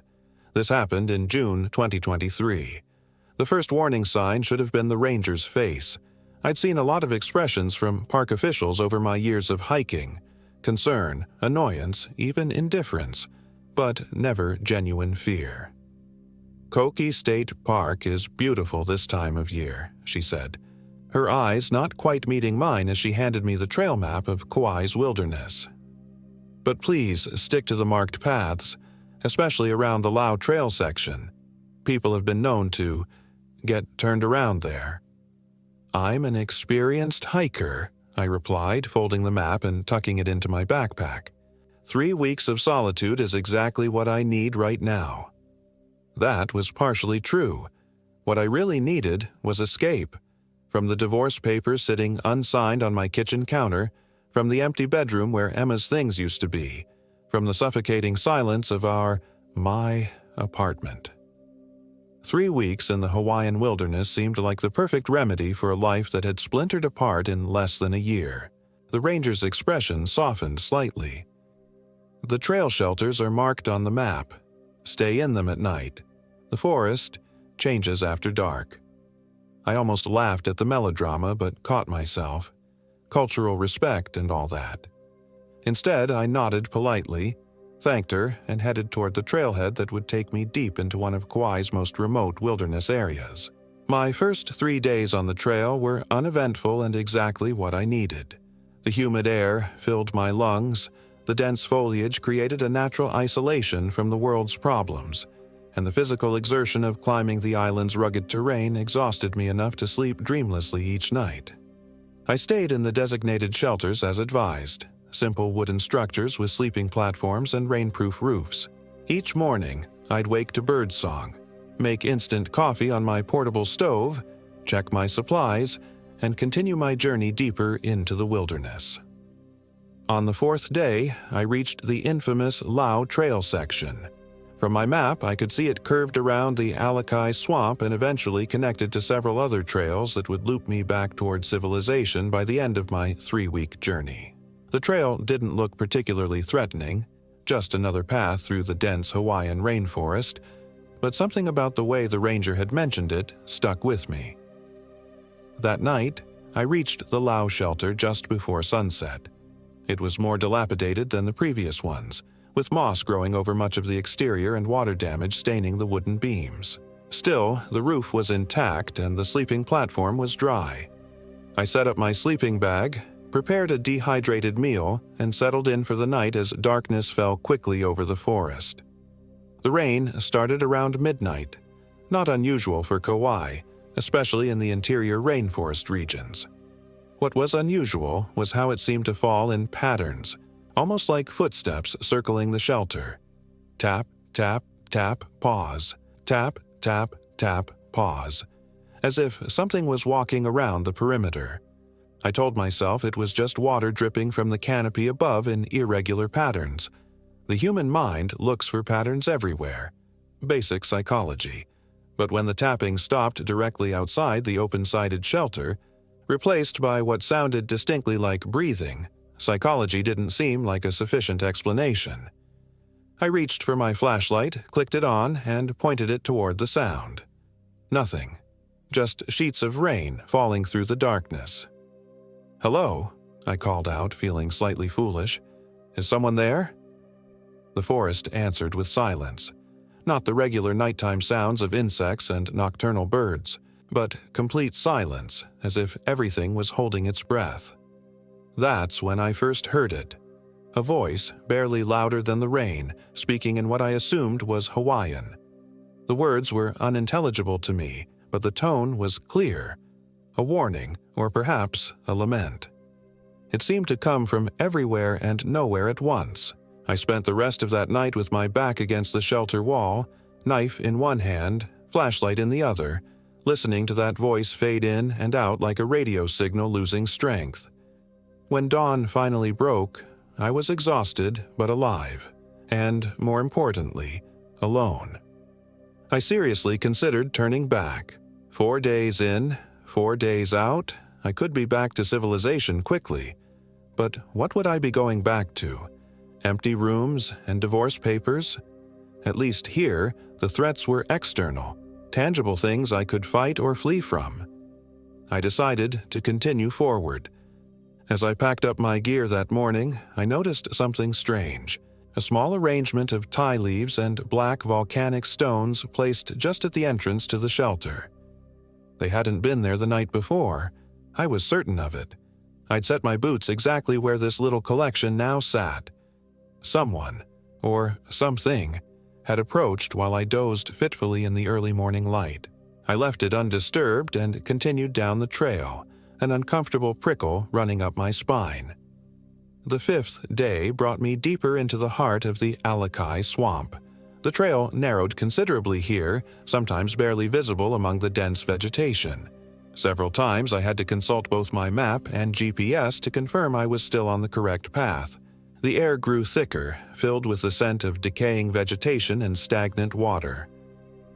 Around midday, I encountered another hiker, the first person I'd seen since leaving the ranger station. He was an older Hawaiian man, probably in his 60s, with deeply tanned skin and gray hair pulled back in a ponytail. He carried a walking stick made from some dark wood I didn't recognize, polished to a high shine and carved with intricate symbols. "Aloha," he said as we approached each other on the narrow path. "Long way from the trailhead." "Yeah," I replied, relieved to see another human. "Been out about 5 days now." He nodded thoughtfully. "Headed toward Lao Stream?" "Eventually. I'm doing the full loop." His expression changed subtly. "The nighttime visitor found you yet?" My heart rate doubled instantly. "What do you mean?" "The woman in white. She walks these trails when the moon is dark." He spoke matter-of-factly, as if discussing the weather. "She looks for those who are lost. Not just on the trail, but in life." I stared at him, unsure if he was messing with me or sharing some local folklore. "I heard a voice last night, speaking Hawaiian, I think." He nodded, unsurprised. "That would be Leilani. She died on this trail in the 1920s. Got separated from her group during a storm.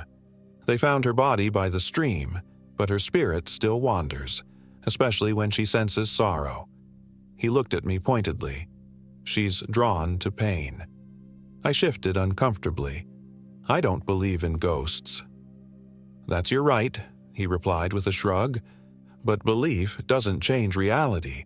If she visits again, leave an offering. Tea leaves are good, so is fresh water. It helps her find peace." Before I could ask anything else, he stepped around me and continued on his way, calling back over his shoulder. "Stay on the marked trail, especially at night. The others are less friendly than Leilani." "Others?" The word hung in the humid air like a threat. I continued hiking, trying to dismiss the encounter as the ramblings of an eccentric local who enjoyed scaring tourists. Yet I couldn't shake the memory of that voice in the night, or the mysterious offering that had appeared at my shelter door. By late afternoon, dark clouds had gathered overhead, promising another night of heavy rain. I reached the Lao Stream shelter, really just a roof with no walls, earlier than planned to avoid getting caught in the downpour. The shelter overlooked the stream it was named for, a dark ribbon of water cutting through the swampy landscape. As I unpacked my gear, I noticed something reflecting in the water. At first, I thought it was just the last rays of sunlight breaking through the clouds, but as I looked closer, I realized it was something else, a pale figure standing on the opposite bank, watching me. I blinked, and it was gone. Imagination, I told myself. Fatigue and isolation playing tricks on the mind. I'd been sleeping poorly since entering this section of forest, and the local man's ghost story wasn't helping my mental state. That night, the rain came again, harder than before. The sound of it hitting the shelter roof was deafening, like thousands of fingers drumming impatiently. Despite my exhaustion, sleep proved elusive. Every time I closed my eyes, I saw that pale reflection in the stream. Around 2 a.m., I jolted awake, though I didn't remember falling asleep. The rain had stopped, but the silence that replaced it was somehow worse. No insects chirping, no frogs croaking by the stream, just a heavy stillness. Then I heard it. Splashing sounds. Someone, or something, was crossing the stream. I grabbed my flashlight and knife once more, my heart hammering painfully against my ribs. The splashing grew closer, then stopped. Water dripped onto the ground just beyond the shelter's overhang. "Hello?" I called out, my voice hoarse. "Who's there?" A figure stepped into view, a woman in a white dress soaked completely through. Her long black hair hung in wet ropes around a face that was both beautiful and terrible in its sorrow. Her eyes, when they met mine, reflected no light from my flashlight. "Leilani?" I whispered, the old man's words echoing in my mind. She opened her mouth, but what came out wasn't a voice. It was the sound of rushing water, of drowning, of lungs fighting for air and finding only liquid. She reached out one pale hand toward me, and I saw with horror that her fingertips were blackened, as if with frostbite. I scrambled backward until I hit the wall of the shelter, unable to look away. She took another step forward, water cascading from her body onto the shelter floor. In desperation, I remembered the old man's advice. "Wait," I gasped. I can give you an offering." Her hand paused mid-reach. With shaking fingers, I dug through my pack and found my water bottle. I unscrewed the cap and placed it on the ground between us. "Fresh water," I said, though I wasn't sure why that would appease a spirit that seemed to have drowned. She looked at the bottle, then back at me, head tilting at an unnatural angle. Then, slowly, she withdrew her hand and took a step back. "I'm sorry you died here," I said, not knowing what else to offer. "I'm sorry you're lost." A sound like a sigh escaped her lips, and for a moment, just a moment, she looked almost human. Then she turned and walked back toward the stream, her form growing fainter with each step until she disappeared into the darkness. I didn't sleep again that night. When dawn came, I noticed two things. My water bottle was empty, and a small bundle of white flowers I didn't recognize had been placed beside my sleeping bag. I should have turned back then. Any rational person would have. But I was 6 days in, and the thought of retracing my steps through territory I now knew was haunted seemed worse than pushing forward into the unknown. At least moving forward meant eventually reaching new trails, new landscapes. Going back meant facing Leilani, or worse, again. So I continued, following the trail as it wound deeper into the wilderness. The landscape gradually changed as I left the swamp behind, transitioning to a denser forest with a thick canopy that blocked much of the sunlight. The path narrowed further, sometimes disappearing completely under fallen leaves before re-emerging a few yards ahead. That day passed without incident, though I couldn't shake the feeling of being watched. Occasionally, I'd turn quickly, hoping to catch a glimpse of whatever was following me, but I never saw anything concrete, just shadows that seemed to move independently of the swaying branches, or brief flashes of white in my peripheral vision. The 7th night, I reached no shelter. According to my map, I should have arrived at the Pihea Vista shelter by sunset, but either I'd misread the distances or the map was outdated. As darkness fell, I was forced to make camp in a small clearing just off the trail, something the ranger had specifically warned against. I set up my tent with trembling hands, constantly glancing over my shoulder at the deepening shadows. Without the relative security of a shelter, I felt exposed, vulnerable. I gathered what fallen branches I could find and built a small fire, hoping the light and heat would keep away whatever walked these forests after dark. As the night progressed, the forest around me came alive with sounds, not the normal sounds of nocturnal creatures, but whispers. Dozens of voices speaking in hushed tones, some in Hawaiian, others in English, a few in languages I couldn't identify. They seemed to circle my campsite, never coming closer but never moving away either. "I didn't mean to disturb you," I called out, my voice cracking with fear.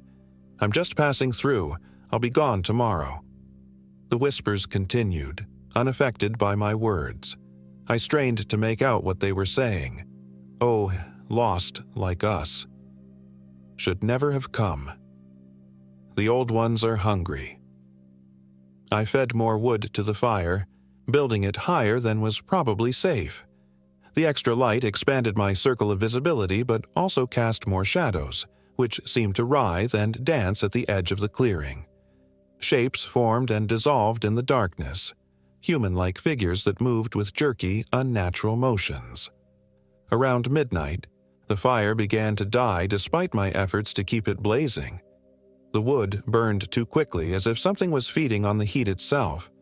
As the flames dwindled, the whispers grew louder, more insistent, and the shapes at the edge of the clearing began to solidify. And that's when I saw him, a man standing perfectly still among the trees. Unlike Leilani, there was nothing ghostly or transparent about him. He looked solid, real, wearing what appeared to be old-fashioned hiking clothes from perhaps the 1950s. His face was gaunt, eyes sunken, skin pulled tight over sharp cheekbones. He stared at me without blinking, without moving, without seeming to breathe. "Who are you?" I called out, knife in hand, though I knew instinctively it would be useless against him. He didn't respond, didn't move, just kept watching me with those hollow eyes. Then, slowly, his lips pulled back in what might have been an attempt at a smile but looked more like a grimace of pain, revealing teeth that were blackened and rotted. Another figure emerged from the darkness to stand beside him, a woman in equally dated clothing, her neck bent at an impossible angle. Then another figure and another, until 7 of them surrounded my clearing, each displaying some sign of the violent death that had claimed them. Crushed skulls, throats slashed open, limbs twisted and broken. The whispers rose to a fever pitch, and I realized they were coming from these figures, these ghosts or hallucinations or whatever my traumatized mind was conjuring in the darkness. "What do you want?" I shouted, backing toward my tent as the fire sputtered its last. The first man took a step forward, and the ground beneath his foot seemed to blacken and wither. He opened his mouth wider than should have been possible, jaw dislocating like a snake's, and from the hollow of his throat came a voice that sounded like rocks grinding together. "We want what was taken from us. Life. Warmth. Future." I retreated into my tent, zipping it closed as if the thin nylon could protect me from these apparitions. Through the fabric, I could see their silhouettes drawing closer, surrounding my tent completely. The temperature plummeted until I could see my breath fogging in front of my face. In desperation, I remembered the white flowers left by Leilani. I still had them, pressed between the pages of my trail journal. I took them out with shaking hands and tore open the tent zipper just enough to throw them outside. "An offering," I gasped. "Please, take it and leave me alone." For a long moment, nothing happened. Then I heard movement, the sound of multiple bodies shifting forward. The shadows bent toward where the flowers had fallen.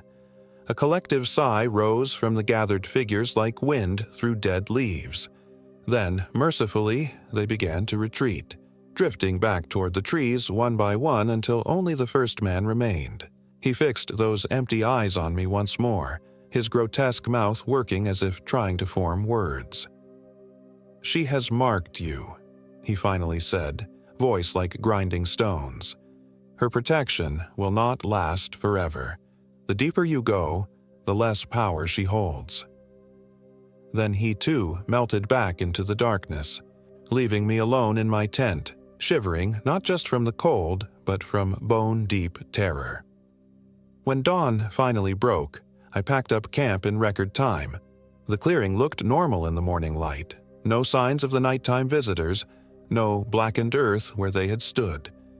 The only evidence that something had happened was the absence of Leilani's flowers, which had vanished without a trace. I checked my map and GPS with shaking hands. I was off course, which explained why I hadn't reached the shelter the previous night. According to the devices, the Pihia Vista shelter was about 2 miles northwest of my position. I set off immediately, desperate to reach some semblance of safety before nightfall. The day was clear and bright, making the horrors of the night seem distant and dreamlike. Had I imagined it all? Was I suffering from some kind of psychological break brought on by isolation and unprocessed grief? The rational part of my mind wanted to believe that, but deep down, I knew what I had seen was real. Or at least, as real as such things could be.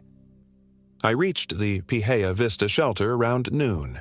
It was larger than the previous shelters, with actual walls and a door that could be secured from the inside. The relief I felt at finding it was overwhelming. I decided to stay put for the rest of the day and night, giving my frayed nerves a chance to recover. The shelter had a logbook where hikers could leave messages for those who came after. Most entries were benign, notes about weather conditions, wildlife sightings, trail advice. But as I flipped through the pages, certain entries caught my eye. Heard voices all night. Thought someone was hurt, but when I called out, they stopped. Don't go looking if you hear them. Mark T. 4:15:23. Something followed me from the stream. Saw a woman watching me from the trees. Park rangers should warn people about the homeless population out here. Jessica, 5 years, 23. To whoever finds this, stay away from the old trail section. What lives there isn't human. I'm leaving at first light and never coming back. Anonymous, 5 or 20, 23. The last entry was dated just 3 weeks before my arrival and appeared to have been written in a hurried, almost frantic hand. The pen had pressed so hard that it tore through the paper in places. As I read through these accounts, a cold certainty settled in my stomach. I wasn't the first to encounter the spirits of the Lao Trail, and judging by these entries, Leilani wasn't the only one wandering these forests after death. That night in the shelter, I dreamed of Emma. We were back in our apartment, packing boxes the way we had been the day she told me she was leaving. In the dream, I asked her why, the question I hadn't been brave enough to ask in reality. Dream Emma turned to me, her face momentarily replaced by Leilani's sorrowful visage, water streaming from her eyes and mouth. "Because you were already gone," she said, her voice somehow both Emma's and not. "Lost in your own darkness long before I left." I woke with a start, tears streaming down my face. The shelter was dark except for a faint glow coming from beside my sleeping bag. The white flowers I'd given to the spirits the night before somehow returned and glowing with a soft, phosphorescent light.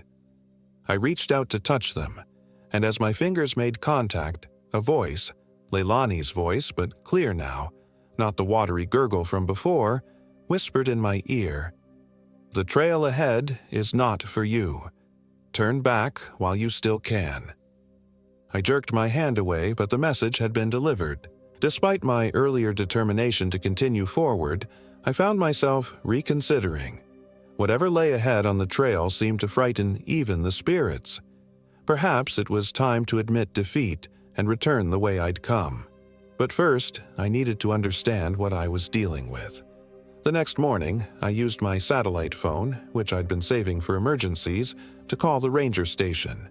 The connection was poor, but I managed to reach someone.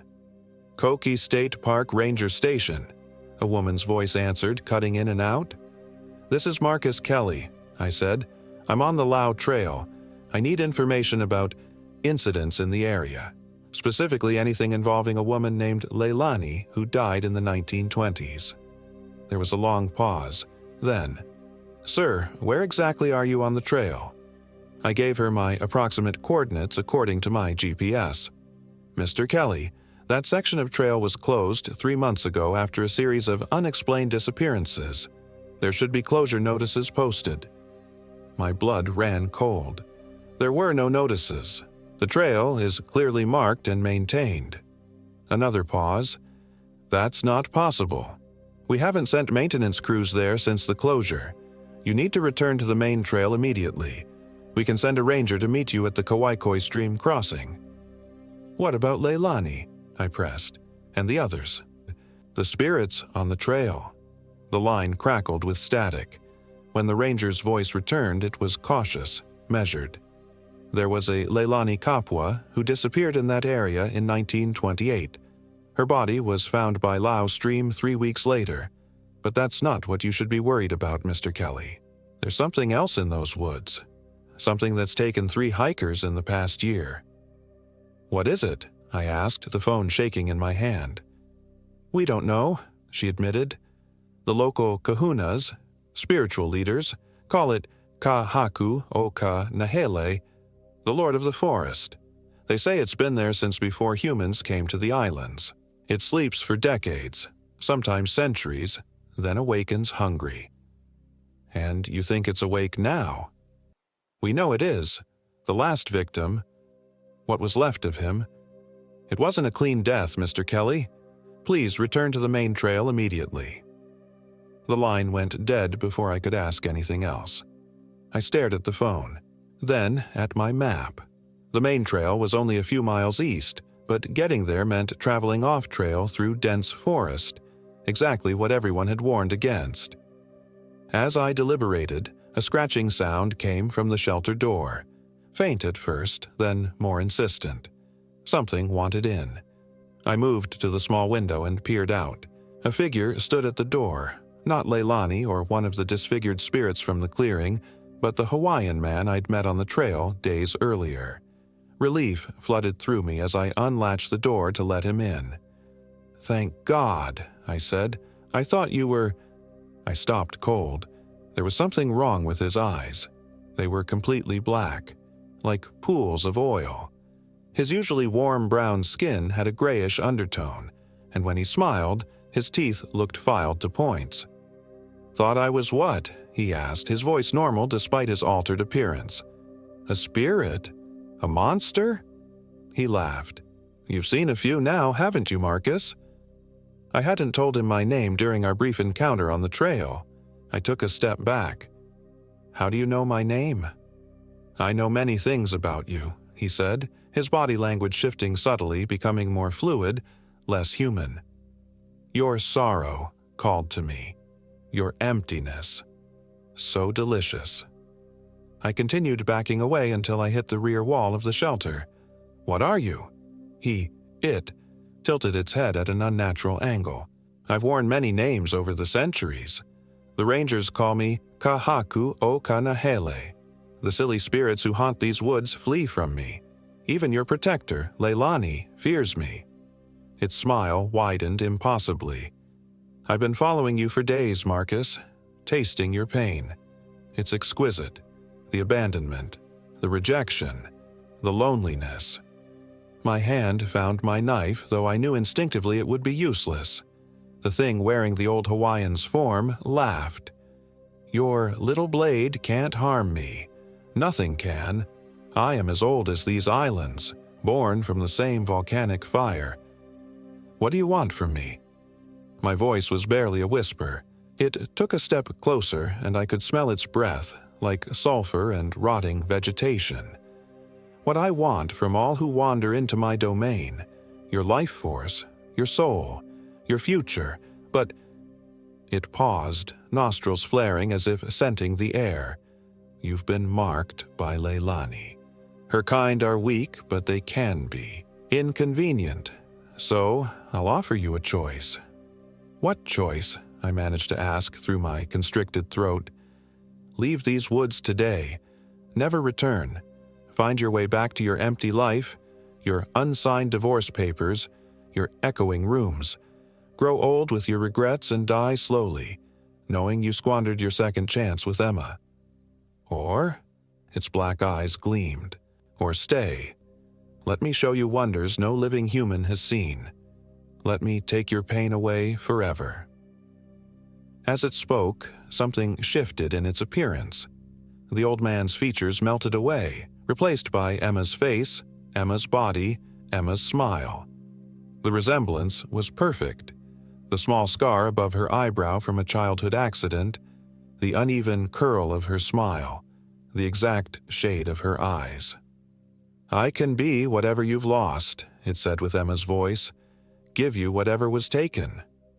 For a moment, just a moment, I wavered. The loneliness of the past year had been a physical pain, a constant weight pressing down on my chest until I could barely breathe. And here was an escape being offered, a way to fill the emptiness.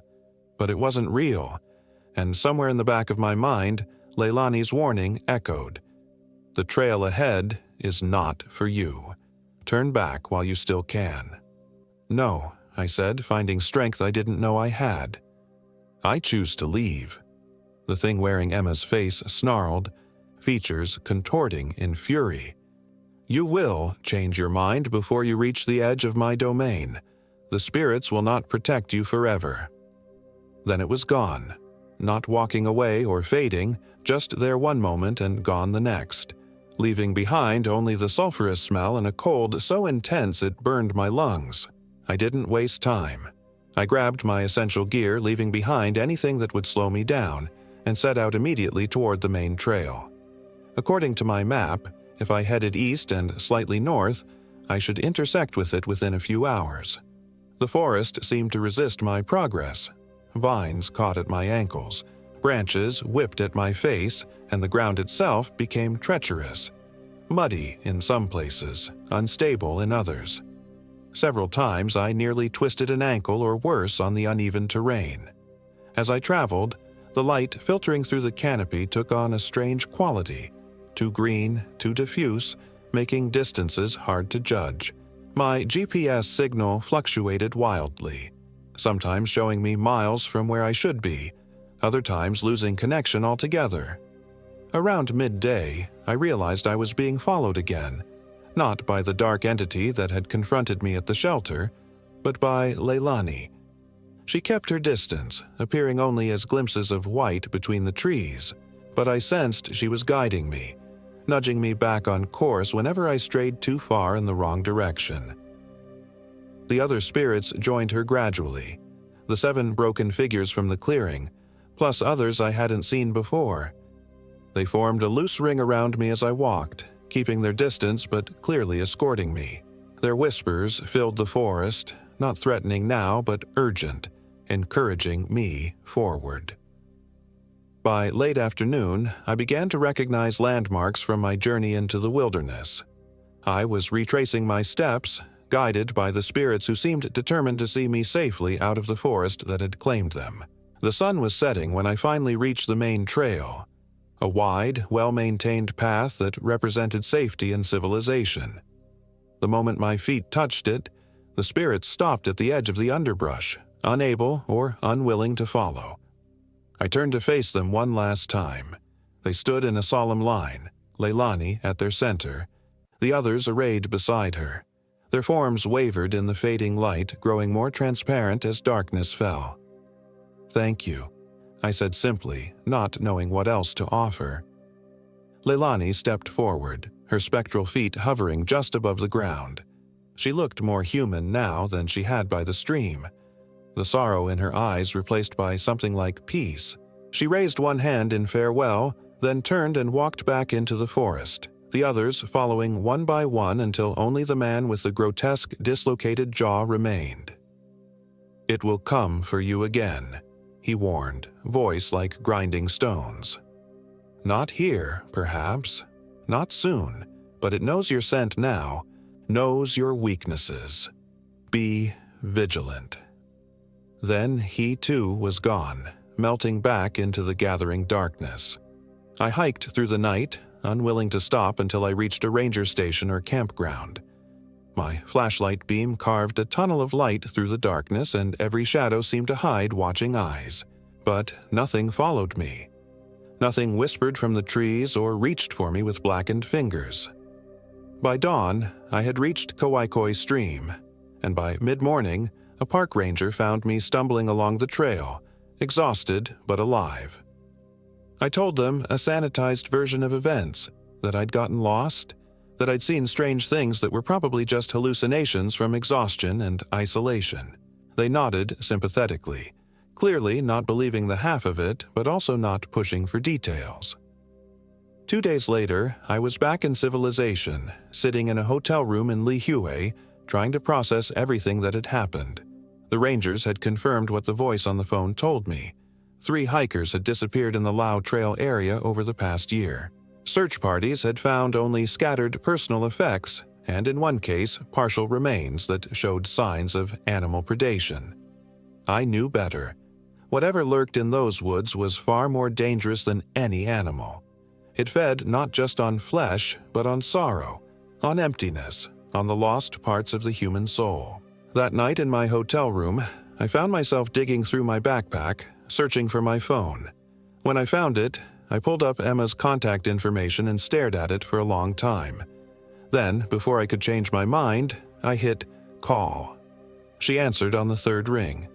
"Marcus, are you okay?" I paused, considering how to answer. I wasn't okay. I might never be fully okay again after what I'd experienced. But I was alive, and suddenly that seemed like more than enough. "I'm ready to talk," I said instead, "about us, about what happened, about what comes next."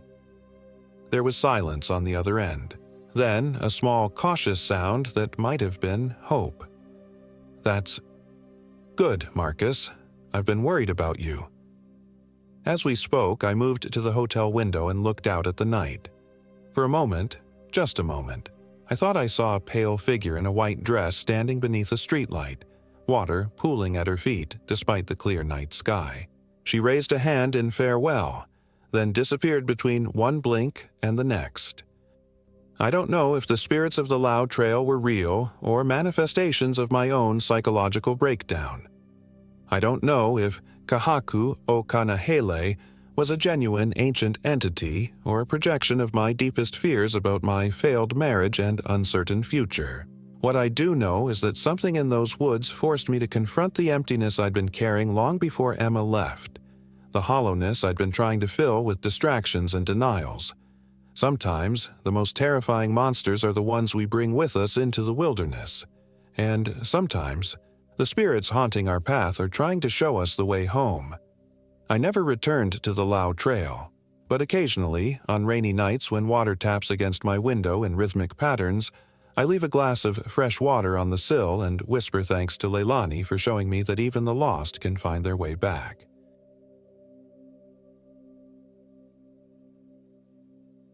My name is Eliza Winters, and I am 32 years old. This happened in June 2024. The Kulau Forest Reserve on Oahu had called to me for years. Not literally, of course. At least that's what I told myself before everything happened. Before the whispers started. Before I learned that some parts of Hawaii aren't meant for mainlanders to explore. Before I understood why the locals warned us away from certain trails with a knowing look in their eyes that I foolishly dismissed as superstition. "You picked a hell of a place for your first solo backpacking trip," my brother had said during our last phone call. "What about bears or axe murderers?" "There are no bears in Hawaii." "Genius," I'd replied, rolling my eyes even though he couldn't see me. "And I need this. The divorce finalized last month and I can't stand being in that empty house anymore." The truth was more complicated. After 12 years with Marcus, I needed to prove something to myself. That I could be alone. That I could survive on my own. That I wasn't the fragile, indecisive woman he'd claimed I was when he left. The first day on the trail was everything I'd hoped for. I'd studied the maps for months. Planned my route through the Kulau Mountains meticulously. 5 days of blessed solitude among some of the most stunning scenery in the Pacific. The world-famous Hawaiian rainforest with its deep valleys, jagged ridges, and views of the ocean that stretched to forever. I made good time that first morning. The humidity clung to my skin as I hiked, but I didn't mind. The trail wound through dense vegetation, occasionally opening to reveal breathtaking vistas of emerald valleys and distant coastline. Birds I couldn't identify called from the canopy, and exotic flowers bloomed in impossible shades along the path. By mid-afternoon, I'd covered 6 miles and found the perfect spot to camp near Kaluanui Stream. As I set up my tent, I noticed a small stone arrangement nearby. 7 smooth river rocks stacked in a peculiar formation. Not quite a traditional cairn, but clearly placed deliberately. I thought nothing of it then. Just another hiker marking something of interest. That night I fell asleep to the gentle murmur of the stream and the distant calls of nocturnal birds. I dreamed of voices whispering in a language I didn't understand. When I woke shortly after midnight, the whispers continued. I sat up, heart pounding, certain someone was outside my tent. "Hello," I called, my voice sounding pathetically small in the vast darkness. Silence answered me, but as I strained to listen, I heard what sounded like footsteps receding into the undergrowth. I grabbed my flashlight and headlamp, pulling on my boots with shaking hands. The rational part of my brain said it was probably just an animal. The primal part knew better. Outside, the forest had transformed. What had been lush and inviting by day was now a maze of twisted shadows. My headlamp carved a narrow tunnel of visibility through the darkness, beyond which anything might lurk. I swept the beam around my campsite, finding nothing out of place except the stone arrangement was gone. I told myself it didn't matter, that the rocks had probably been knocked over by an animal. I went back to my tent, zipping the door firmly and clutching my knife like a talisman. I didn't sleep again until dawn painted the forest in golden light, making the night's fears seem foolish. I broke camp early, eager to put distance between myself and whatever had disturbed my sleep. The second day started much like the first. Beautiful scenery, challenging climbs, and the profound solitude I'd been craving. But by early afternoon, something felt off. The birdsong had stopped. The trail looked different than I remembered from my maps. I checked my GPS, which showed I was still on course for the Kahana Valley section of the trail, but something wasn't right. The topography didn't match what I was seeing. I tried calling up saved maps on my phone, but the screen suddenly glitched, pixelating before going black. Damn it, I muttered, smacking the phone against my palm. When it came back on, the battery had dropped from 86% to 17% in seconds. I turned it off to conserve what little power remained and pulled out my paper map and compass. I'd prepared for technology failures. I wasn't some amateur who relied solely on electronics. But as I studied the map, a chill ran through me despite the day's heat. The compass needle spun lazily, never settling. I tapped it, thinking it was broken, but it continued its aimless rotation. I looked up at the sun's position, trying to orient myself the old-fashioned way. East. I needed to head east to reach my planned campsite near Punalu Stream. I chose what looked like the most promising path and pushed on, ignoring the growing uneasiness in my gut. The trail grew narrower, the vegetation pressing in from both sides. Clouds gathered overhead, and the forest darkened ominously. The humidity intensified until each breath felt like drinking water. Then the rain came. Not the gentle tropical shower I'd prepared for, but a sudden, violent downpour that reduced visibility to mere feet. Within minutes, the trail transformed into a muddy river. I struggled forward, searching for shelter when my foot slipped on a slick root. I fell hard, rolling down a steep embankment before coming to rest against the trunk of a massive ohia tree. Pain shot through my ankle. Not broken, I thought, but definitely sprained. I cursed myself for being so careless as I struggled to my feet, using a fallen branch as a makeshift walking stick. The rain continued unabated as I limped along, desperately searching for somewhere dry. Through the curtain of rain, I spotted what looked like a small cave entrance partially hidden by ferns. I hobbled toward it, relief flooding through me. The opening was just large enough for me to crawl through, leading to a space about the size of a small bedroom, blessedly dry and sheltered from the storm. As my eyes adjusted to the dimness, I noticed strange markings on the walls. Petroglyphs, I realized. Ancient Hawaiian rock art. Some depicted human figures and animals, while others showed more abstract symbols I couldn't interpret. But one image made my blood run cold. A tall, emaciated figure with an unnaturally elongated head and spindly limbs. Below it was a more recent carving, words in English scratched into the stone. Ke aqua o ka wau, do not disturb the forest god. I should have left immediately.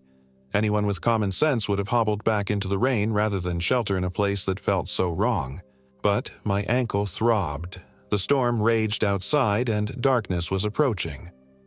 I had no choice but to make camp in the cave. I laid out my sleeping bag on the driest patch of ground and ate a cold dinner of trail mix and beef jerky. My flashlight cast eerie shadows across the petroglyphs, making them seem to writhe and move when viewed from the corner of my eye. I tried not to look at the elongated figure, but my gaze kept returning to it, drawn by some morbid fascination. As night fell completely, the rain stopped, giving way to an unnatural silence. No insects chirping, no wind in the trees, nothing. Just a pregnant stillness that pressed against my eardrums like cotton wool. I tried to distract myself by checking my phone again, but it was completely dead now. I must have dozed off despite my unease because I woke suddenly to the sound of something scratching at the cave entrance. Slow, deliberate scrapes against stone, like claws or fingernails.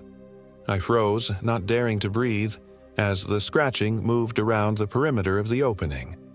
Then came the whispers again, just like the previous night, but closer now. multiple voices speaking in what I assumed was Hawaiian, their words overlapping in a hypnotic rhythm. I couldn't understand the language, but somehow I knew they were calling my name. Ileiza, they seemed to say, drawing out the syllables. Ileiza. Hele mai. Hele mai. My hand trembled as I reached for my flashlight, but when I flicked the switch, nothing happened. The batteries had died, or something worse had happened to it. I fumbled for my backup light in my pack, finally grasping it and turning it on. The beam was weak, but better than nothing. I pointed it toward the cave entrance where the scratching had stopped. For a moment, I saw nothing. Then a face appeared, pushing through the ferns that partially covered the opening. It wasn't human, not entirely. The features were distorted, the skin pallid and stretched too tight over prominent bones. The eyes reflected my flashlight beam like an animal's, glowing yellow-green in the darkness. The mouth hung open slightly, revealing teeth that seemed too numerous and sharply pointed. I screamed, scrambling backward until I hit the cave wall. The face withdrew instantly, disappearing into the night. My heart hammered against my ribs as I kept the light trained on the entrance, waiting for it to return. Minutes passed in frozen terror before I heard movement outside again, not approaching the entrance but circling the cave. Searching for another way in. There was none, thank God. Just the single opening. I kept my back pressed against the wall opposite the entrance, knife in one hand, flashlight in the other, listening to the thing move around outside. Eventually, the sounds faded, but I didn't dare sleep again that night. Dawn brought no relief. A thick mist had settled in the forest, reducing visibility to mere yards. My ankle had swollen to twice its normal size overnight, and shooting pain greeted any attempt to put weight on it. I was in serious trouble, unable to hike out quickly, low on water, with no phone to call for help.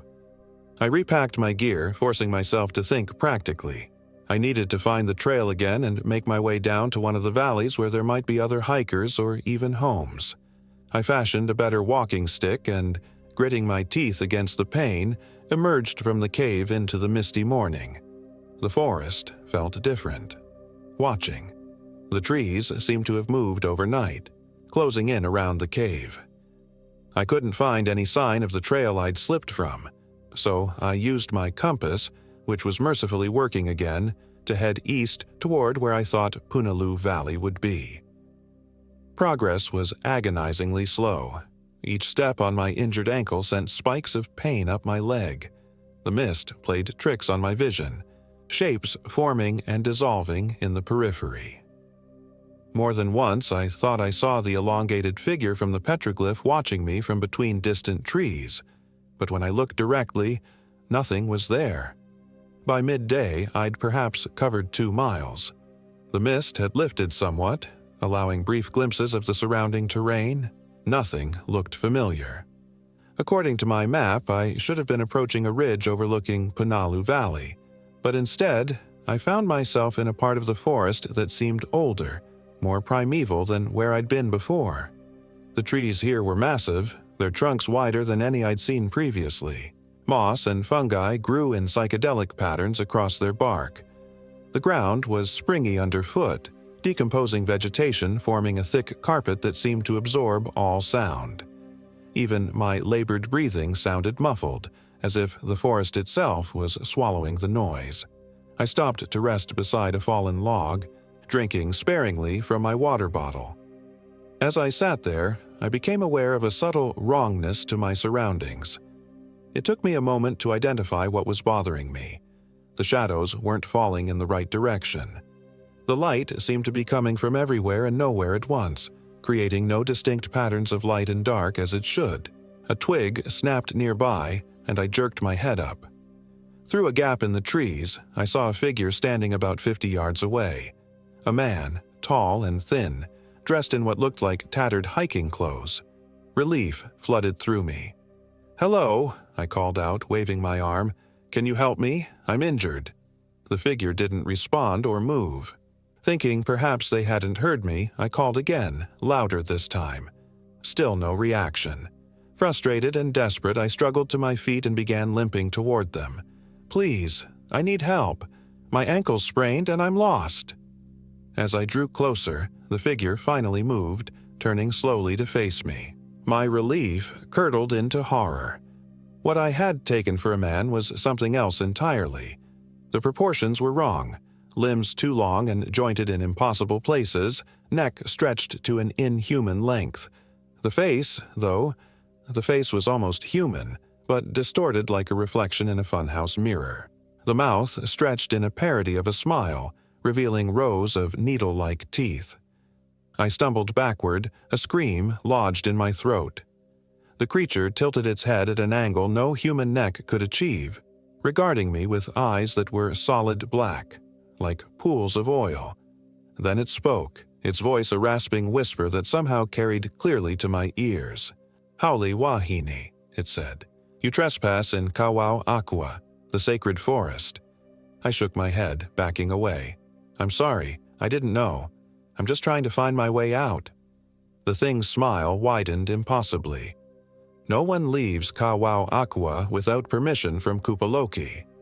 "Kupaloki," I repeated, the unfamiliar name awkward on my tongue. "The forest god," it replied, taking a step toward me. Its movement was wrong, jerky yet fluid, like stop-motion animation played at irregular speed. Those who enter his domain must offer payment. "What kind of payment?" I asked, though some part of me already knew the answer. "Blood," it whispered, the word seeming to hang in the air between us. "Flesh. Life." I ran, or tried to. My injured ankle gave way almost immediately, sending me crashing to the ground. I looked back, expecting to see the creature pursuing me, but it had vanished. The forest around me was empty once more, silent except for my ragged breathing and pounding heart. I pushed myself up, fighting through the pain, and continued eastward as quickly as my injury would allow. The adrenaline helped, numbing the worst of the agony as I limped through the increasingly alien landscape. The trees seemed to shift positions when I wasn't looking directly at them. The ground sometimes felt like it was subtly tilting beneath my feet, trying to steer me in directions I didn't want to go. Late in the afternoon, I stumbled upon what appeared to be a trail. Not the official marked path I'd been following earlier, but a narrow track worn into the forest floor by repeated use. Human or otherwise, it was the first sign of regular passage I'd seen since getting lost. I decided to follow it, praying it would lead to civilization. The trail wound through increasingly dense vegetation, the canopy overhead blocking most of the sunlight. As dusk approached, I realized I'd need to make camp soon. The thought of spending another night in this cursed forest filled me with dread, but I had little choice. My ankle couldn't take much more, and wandering in the dark would only make my situation worse. I found a small clearing beside a stream, not ideal as it left me exposed, but I needed water and a relatively flat place to set up my tent. As I filtered water from the stream, I noticed something that made my stomach lurch. Arranged on the opposite bank was another stone formation, identical to the one I'd seen at my first campsite. 7 smooth rocks in the same peculiar pattern. I looked around frantically, suddenly certain I was being watched. The forest remained still, giving no indication of any presence besides my own, yet I couldn't shake the feeling of eyes on me, observing from just beyond the limits of my vision. I set up my tent with trembling hands, crawling inside and zipping the door shut as if the thin nylon could protect me from whatever lurked in the forest. I ate mechanically, not tasting the food, then swallowed 2 painkillers for my ankle. The light was fading rapidly outside, transforming the forest once again into a realm of shadows and whispers. Sleep was impossible. I lay awake, listening to the sounds of the night forest. Unlike the unnatural silence of the previous night, this darkness was filled with noise, rustling leaves, scurrying creatures, and what sounded like distant drums beating a slow, hypnotic rhythm. And beneath it all, the whispers returned, more numerous now, calling my name and words I couldn't understand. Elisa. Helemai. Helemai. Kupaloki calls you. Payment is due." I pressed my hands over my ears, but the voices seemed to come from inside my head now. I must have eventually passed out from exhaustion because suddenly I was dreaming. In the dream, I stood in a vast clearing dominated by an enormous tree unlike any I'd seen before. Its trunk was wider than a house, the bark writhing with carved symbols that moved and changed as I watched. At the base of the tree sat a figure, the same elongated, emaciated form from the petroglyphs, Kupaloki, the forest god. Around him danced other figures, some human-like, others clearly not. They moved in time with the drums I'd heard earlier, their bodies contorting in ways that defied anatomy. And among them, to my horror, I saw familiar faces. Other hikers I'd passed on different trails over the years, people whose names I'd never known but whose faces had stuck in my memory. They danced with vacant expressions, their eyes hollow and black like the creature I'd encountered. Kupaloki raised a skeletal hand, pointing directly at me. The dancers stopped abruptly, all turning to stare in my direction. Then, as one, they began moving toward me, their movements no longer dance-like but predatory, hungry. I woke with a strangled cry, drenched in sweat despite the cool night air. The inside of my tent was illuminated by an eerie green glow coming from outside. For a moment, I lay frozen, afraid to look. Then curiosity overcame fear, and I peered through the mesh window of my tent. Surrounding my campsite were dozens of tiny lights, like fireflies, but larger and glowing an unnatural shade of green. They hovered at eye level, arranged in a perfect circle around my tent. As I watched, they began to move, flowing together until they formed a humanoid shape about 6 feet tall. The figure stood motionless for a moment, then raised an arm, beckoning to me. "Hele mai, Eliza," it said in a voice composed of countless whispers. "Come to Kupaloki." I shrank back from the window, my heart threatening to burst from my chest. "Leave me alone," I shouted, my voice breaking. "I just want to go home." The light figure tilted its head, mirroring the gesture of the creature I'd seen earlier. "This is home now," it replied. "Your bones will feed the sacred earth. Your blood will nourish the ancient trees. Your spirit will dance for Kupaloki until the mountains crumble into the sea." Then, horrifyingly, the figure began to approach my tent. The lights that formed it passed through the fabric as if it wasn't there, coalescing inside the confined space. They swirled around me, their glow illuminating every corner of the tent with a sickly green light. I swatted at them frantically, but my hands passed through them like smoke. The lights concentrated over my injured ankle, which had swollen grotesquely. As I watched in helpless terror, the skin began to ripple, as if something was moving beneath it. The pain, which had been a constant throb, suddenly intensified 100-fold. I screamed, clutching at my leg as the lights burrowed into my flesh like glowing maggots. In desperation, I grabbed my knife and slashed at my ankle, trying to cut out whatever was invading me. Blood welled from the wound, black in the green light, but instead of flowing down my foot, it moved against gravity, snaking up my leg in thin rivulets. The lights pulsed brighter, feeding on my blood, growing larger. I tore open the tent zipper and half-crawled, half-dragged myself outside. The forest was transformed. The trees had faces now, gnarled visages with hollow eyes and gaping mouths. The ground rippled like water, making it impossible to get my bearings. And standing at the edge of the clearing was the elongated figure from my dream, watching impassively as I writhed in agony. Kupaloki. Whether hallucination or reality, I couldn't tell anymore. All I knew was that I had to get away. I crawled toward the stream, thinking vaguely of water's purifying properties in so many mythologies. If this was a supernatural attack, perhaps water would help. The current was stronger than it had appeared earlier, tugging at my arms as I plunged them into the cold flow. I submerged my infected ankle, screaming as the water seemed to burn like acid against the wound I'd inflicted.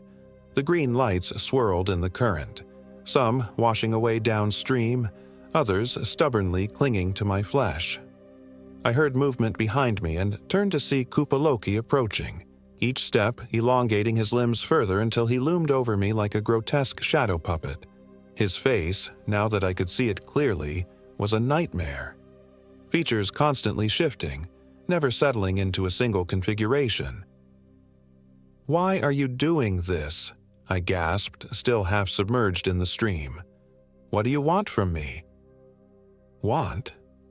His voice was like rustling leaves and cracking branches. "Haley, always take, take, take. You ask what the land wants? For you to give back what you've stolen with your presence, your essence, your life."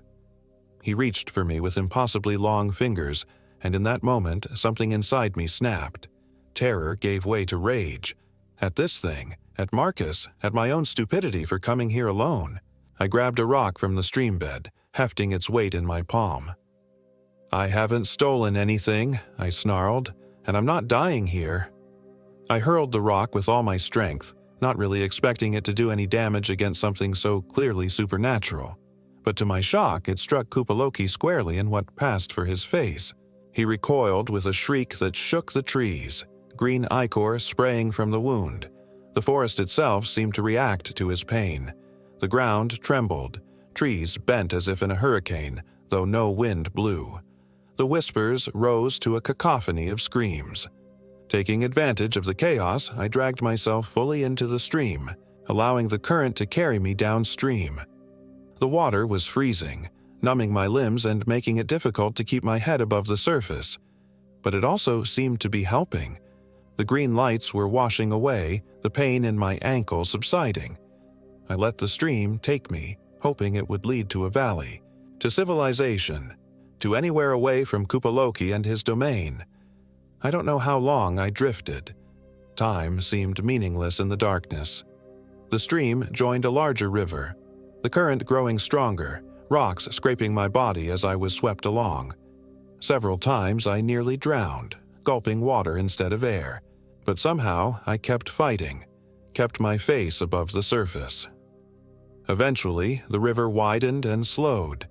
I managed to grab onto a fallen tree that spanned part of the water, pulling myself onto it. Dawn was breaking, pale light filtering through the canopy. I lay there, exhausted beyond measure, my body a canvas of cuts, bruises, and the strange wound on my ankle. When I'd gathered enough strength, I looked around. The forest seemed normal again. No faces in the trees, no whispers in the air. Birds sang their morning songs, and insects buzzed about their business. I checked my compass, which pointed steadily east. My map was ruined, waterlogged beyond recognition, but I could see that the river was leading down into what must be a valley. I followed the riverbank, limping but no longer in the excruciating pain of the night before. The terrain gradually grew less steep, the forest less dense. By midday, I saw something that made me weep with relief. A hiking trail marker, official and unmistakable. I'd found my way back to the designated path. 4 hours later, I stumbled into a parking area where a startled family of tourists called for help.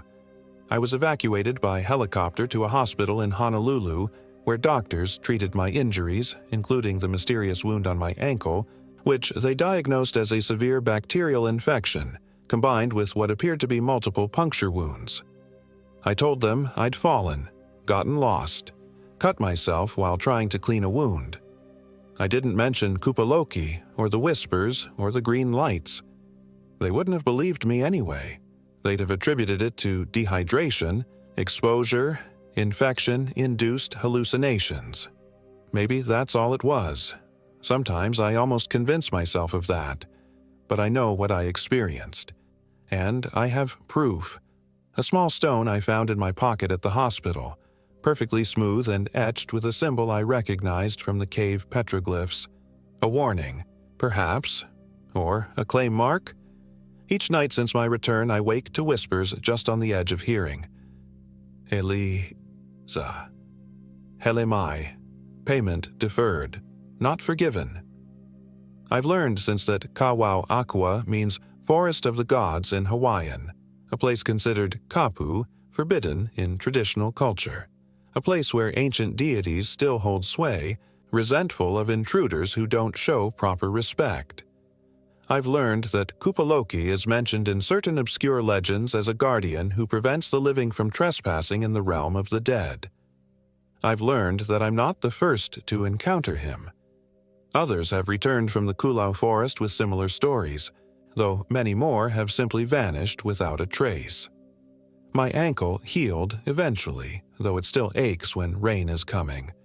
The wound left a scar in a pattern I don't like to look at. 7 small dots arranged in the same formation as those stone piles I'd seen. The doctors couldn't explain it. I don't ask them to anymore. I returned to the mainland as soon as I could travel. I live in a crowded city now, surrounded by concrete and noise and people. I've thrown away the stone countless times, but it always returns, appearing on my nightstand or in my pocket or nestled in my shoe. Sometimes, when I'm drifting off to sleep, I feel my bed shift as if I'm being carried downstream again. I hear the distant rhythm of drums and see green lights dancing behind my eyelids. And I know that someday, Kupaloki will collect his payment. No one escapes the forest god forever.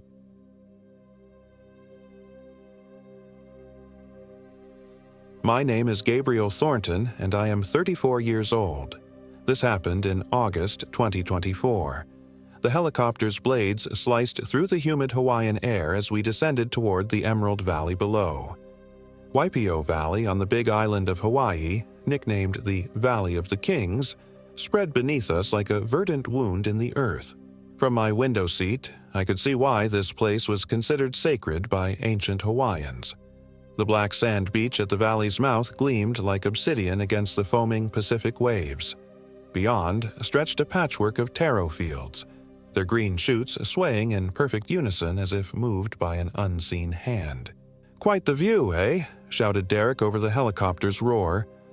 I nodded, trying to match his enthusiasm.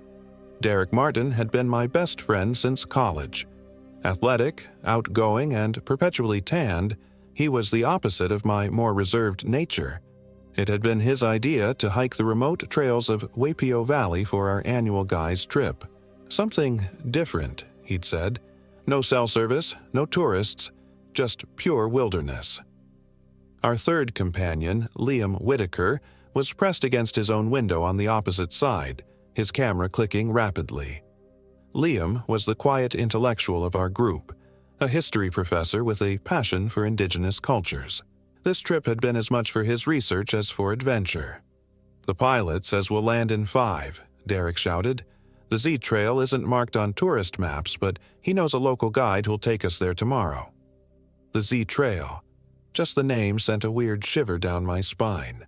According to Liam's research, it was an ancient Hawaiian path that zigzagged up the valley's back wall, leading to a network of unexplored upland forests. Few modern hikers ventured there. The terrain was treacherous, and local legends warned of spirits that guarded the upper valley. Legends I dismissed when Liam first mentioned them. Now, as we descended toward the small clearing that would serve as our landing zone, I wasn't so sure. Something about the valley's vastness, its ancient silence visible even from above, unsettled me. The helicopter touched down with a gentle bump. The pilot, a weathered local named Kai, helped unload our gear. "You boys camping near the landing site tonight?" he asked, eyeing our equipment. "That's the plan," Derek replied. "Our guide, Makoa, is meeting us in the morning to take us up the Z Trail." Kai's friendly expression faltered. "Makoa? You sure about that name?" Derek checked his phone. "Yeah, Makoa Kealoha. Why?" Kai shrugged, but his eyes darted toward the dense forest line. "Nothing. Just stick to the trail, yeah? Valley changes when you get deeper in. Radio if you need extraction." He handed Derek a satellite phone. "Cell phones won't work here. Too remote." With that cheerful advice, he was gone, the helicopter lifting off in a furious gust that bent the tall grasses around us. We stood in sudden silence, the absence of the rotor noise making my ears ring. "Well," Derek said, shouldering his pack, "let's set up camp before dark." We found a flat area about 50 yards from the landing zone and pitched our tents in a rough triangle. By the time we finished, the sun was sinking behind the valley's western wall, casting long shadows across the clearing. Liam got a fire going while Derek unpacked our cooking gear. I volunteered to collect more firewood from the forest edge. The tree line wasn't far, maybe 30 feet from our camp, but as I approached, the temperature seemed to drop several degrees. Hawaii's forests weren't supposed to feel cold, were they? I shook off the sensation and began gathering fallen branches. That's when I heard it. A whisper, so faint I first mistook it for rustling leaves, but there was no wind. I froze, branch in hand, listening. Haula. The word, if it was a word, seemed to come from deeper in the forest. It wasn't English, probably Hawaiian. My skin prickled. I backed away, arms full of wood, eyes fixed on the darkening trees. "You okay, Gabe?" Liam called from the campfire. I turned quickly, and, "Yeah, fine." I hurried back to the safety of our circle of light, but couldn't shake the feeling that something had followed my gaze back to camp. Over dinner, dehydrated camping meals that Derek swore were gourmet, Liam shared what he knew about Waipio Valley. It was considered one of the most sacred places in ancient Hawaii, he explained, firelight dancing across his glasses. Home to kings, priests, and burial sites, the valley was densely populated until tsunamis and disease nearly emptied it in the 19th century. Now, only a handful of residents remain, mostly taro farmers. "What about the uplands?" I asked. "Where we're heading tomorrow?" Liam's expression grew serious. "That's where it gets interesting.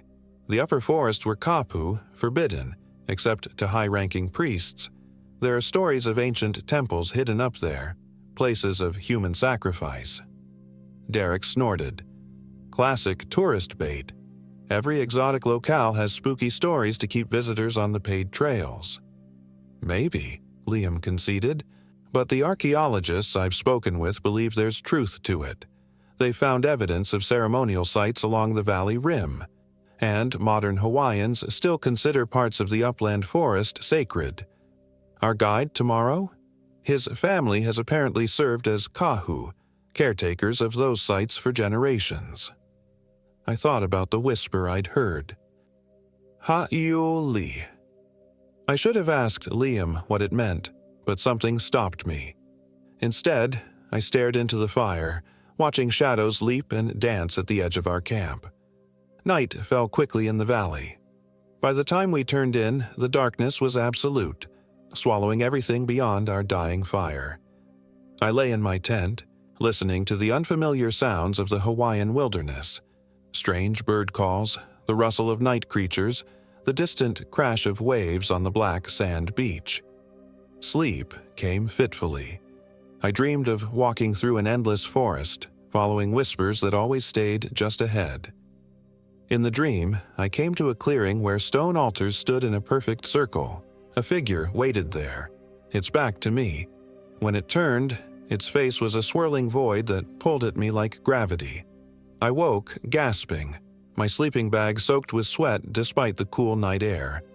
Outside, the first gray light of dawn seeped into the valley. I checked my watch, 5:17 a.m., too wired to go back to sleep. I unzipped my tent and stepped out. The valley floor was shrouded in mist, giving everything a dreamlike quality. Our fire had died completely. Derek and Liam's tents were still zipped tight. I was reaching for the camp stove to make coffee when I noticed the footprints. They crossed our campsite, bare human feet pressed into the damp earth, leading from the forest edge straight to my tent, then returning the same way. Someone had stood outside my tent during the night, watching, listening. My heart hammered against my ribs. I followed the prints with my eyes to where they disappeared into the tree line. The morning mist seemed to part slightly, and I could have sworn I saw a figure standing there, half hidden by a massive fern, just watching. "Morning!" Derek's voice nearly made me jump out of my skin. He emerged from his tent, stretching dramatically. "Sleep well?" "Look at these," I said, pointing to the footprints. Derek squinted. What am I looking at? Animal tracks? I stared at him, then back at the ground. The footprints were gone. The damp earth showed only our own boot marks from yesterday. Nothing. Thought I saw something. I rubbed my eyes. Coffee? By the time Liam emerged and we'd eaten breakfast, I'd almost convinced myself I'd imagined both the footprints and the figure in the mist. Almost. Our guide arrived precisely at 8 a.m., emerging from the forest path that led to the valley floor. Makoa Kealoha was not what I'd expected. I'd pictured an older Hawaiian man, weathered by years in the wilderness. Instead, Makoa was probably in his early 30s, with a muscular build, short cropped hair, and intense eyes that seemed to evaluate everything they fell upon, including us. "You're the mainlanders heading up the Z Trail?" His voice was deep, his English perfect but with a melodic Hawaiian lilt. Derek stepped forward with his hand extended. "That's us. I'm Derek, that's Liam, and this is Gabrielle." Makoa ignored the outstretched hand. "3-day hike, yes? To the upland forest and back?" "That's right," Liam said eagerly. "I'm particularly interested in any archaeological sites we might pass." Something flickered across Makoa's face. Annoyance. Concern. The trail passes near sacred places. We observe them from a distance only. No photographs, no souvenirs. His gaze lingered on Liam's camera. "Clear?" Liam nodded quickly. "Absolutely. I'm here to learn, not disturb." "Good." Makoa seemed to relax slightly. "Pack only what you need. The Z Trail is steep. We camp at the halfway point tonight. Reach the uplands tomorrow." He paused, eyes sweeping our campsite. "Did any of you leave camp last night? Go into the forest?" We all shook our heads. "Did you see someone?" I asked, thinking of the footprints. Makoa studied me for a moment. "The valley has few inhabitants now, but we are never alone here." Before I could ask what he meant, he added, "We leave in 20 minutes." We broke camp quickly, redistributing our gear for the difficult climb ahead. As I was stuffing my sleeping bag into its compression sack, Liam approached. "Hey," he said quietly. "You seemed spooked this morning. Everything okay?" I hesitated. "Did you hear anything last night? Like whispers?" Liam's eyes widened slightly. "No. What kind of whispers?" "It was probably nothing, just the wind or forest sounds." I forced a smile. "First night in a new place, you know how it is." He nodded but didn't seem convinced. "If you hear it again, tell me, okay? The Hawaiian language has specific terms for different kinds of spirit voices. Could be relevant to my research." "Sure," I replied, not entirely sure I wanted to hear those whispers again, research or not.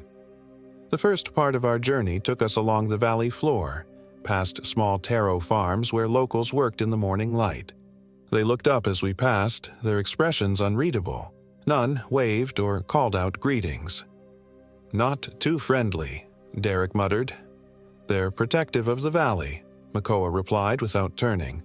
"Too many tourists treat sacred land like a playground."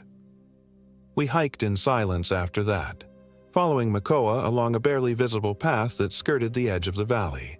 By mid-morning, we reached the base of the infamous Z Trail. Looking up, I could see why it got its name. The path zigzagged brutally up the near-vertical valley wall, switchbacks cutting across the green cliff face like lightning bolts.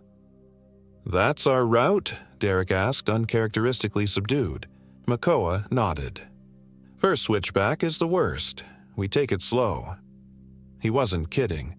The initial ascent was grueling, the path so steep in places that we used roots and rock outcroppings as handholds. The humidity was oppressive, my shirt soaked through within minutes. But something drove me forward. A strange urgency I couldn't explain. Sometimes when we paused to catch our breath, I thought I heard that whisper again. "Hayul," carried on air that shouldn't have contained enough motion to rustle a leaf. By mid-afternoon, we'd completed 3 of the 7 major switchbacks. The valley floor now lay far below us. a green tapestry threaded with the silver line of the river. We stopped at a small plateau where the trail briefly leveled out. "We rest here," Makoa announced, shrugging off his pack. "Drink water, eat something." We didn't need to be told twice. I collapsed onto a flat rock, my legs trembling from exertion. As I drank from my water bottle, I noticed Makoa standing at the plateau's edge, looking not down at the valley but up at the forest that crowned the cliff's summit. "Is that where we're heading?" I asked, joining him. "The upland forest?" He nodded. "Wau'aqua, the ancients called it. Realm of the gods." "And what do modern Hawaiians call it?" Makoa turned to me, his expression guarded. "The same. Some places don't change their nature just because time passes." He studied me intently. "Why did you really come here?" The question caught me off guard. "What do you mean? We're just hiking." "People come to Waipio for many reasons. Beauty, adventure." His eyes narrowed. "Escape." Something in his tone raised the hairs on my neck. Did he know something about me? About what I was running from? Before I could respond, Derek called out from where he sat with Liam. "Hey guys, check this out." He was holding something small between his thumb and forefinger. As we approached, I saw it was a polished stone about the size of a quarter with what looked like crude carvings on its surface. "Found it embedded in the dirt right here," Derek said proudly. "Looks old." Makoa's reaction was immediate and alarming. He snatched the stone from Derek's hand, his face a mask of suppressed fury. "What did I say about taking things?" he demanded. Derek held up his hands defensively. "Whoa, easy. I wasn't keeping it. Just showing you guys." "You should not have touched it at all." Makoa's voice was low but intense. He closed his fist around the stone, muttering what sounded like a Hawaiian phrase under his breath. "What is it?" Liam asked, his academic curiosity apparently overriding his sense of self-preservation. For a moment I thought Makoa wouldn't answer. Then his shoulders slumped slightly. "It's a marker stone. A warning." He opened his hand, revealing the carved surface. I could make out what might have been a stylized face or mask. They were placed at boundaries between safe pathways and forbidden ground. "Forbidden by whom?" I asked. Makoa's gaze flicked to me. "By those who understand the dangers." He crouched down and carefully returned the stone to the earth, pressing it firmly into place. "We continue in 10 minutes. Stay on the trail." The incident cast a pall over our group. We resumed our climb in silence, the switchbacks growing narrower and more treacherous as we ascended. By late afternoon, clouds had rolled in, obscuring the valley below and casting our path in gloomy half-light. Makoa led us to our camping spot just as twilight was fading, a relatively flat area beside a small spring that bubbled from the cliff face. This high up, the air was noticeably cooler, carrying the rich scent of vegetation and damp earth. "We stop here for the night," he announced. "Set up camp quickly, no wandering." We pitched our tents close together, the plateau offering limited flat ground. Makoa built a small fire, its flames casting dancing shadows across the rock face behind us. Beyond our little circle of light, the forest loomed darker than any darkness had a right to be. Over a dinner of trail rations, Liam tried to recover the earlier camaraderie. "So, Makoa, you mentioned your family has been connected to this place for generations?" Makoa nodded, his face softened somewhat by the firelight. "My ancestors were kahu for the upland heiau, temples. When the old religion was abandoned, most sacred sites were forgotten. But some families remembered their duty." "And what exactly is that duty?" I asked. He regarded me steadily across the fire. "To keep balance, to ensure boundaries remain unbroken." "Boundaries between what?" Derek asked, his earlier enthusiasm dampened by exhaustion. "Between worlds that should remain separate." Makoa's tone made it clear the topic was closed.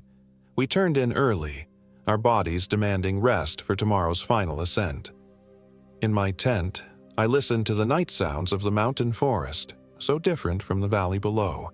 Here, the air was filled with the constant chorus of insects and the occasional rustle of something moving through the undergrowth. Sleep came unexpectedly quickly, but the dreams returned, more vivid than before. I was following the same path through the forest, but this time, I wasn't alone. Someone walked ahead of me, a Hawaiian man in traditional garments, his back marked with intricate tattoos. He never turned, never spoke, but I knew he was leading me towards something important. We reached the same stone circle from my previous dream, but now the altars held offerings, fruits, flowers, carved figurines. The tattooed man stopped at the circle's edge and finally turned. His face was serene, his eyes ancient with wisdom. "Ha'ul I kapo," he said. In the dream, I understood. Fallen into darkness. He gestured to one of the altars where something lay covered with Thai leaves. When I approached and lifted the leaves, I found myself looking at my own face, eyes closed as if in sleep. I woke with a start, heart pounding. The tent was pitch black, but I could sense it wasn't empty. Someone, or something, was in here with me. I could hear breathing that wasn't my own. Frozen with terror, I fumbled for my headlamp. When I finally clicked it on, the tent was empty, but the zipper of the door flap was open, the nylon material swaying slightly in a breeze that shouldn't have been able to penetrate this sheltered plateau.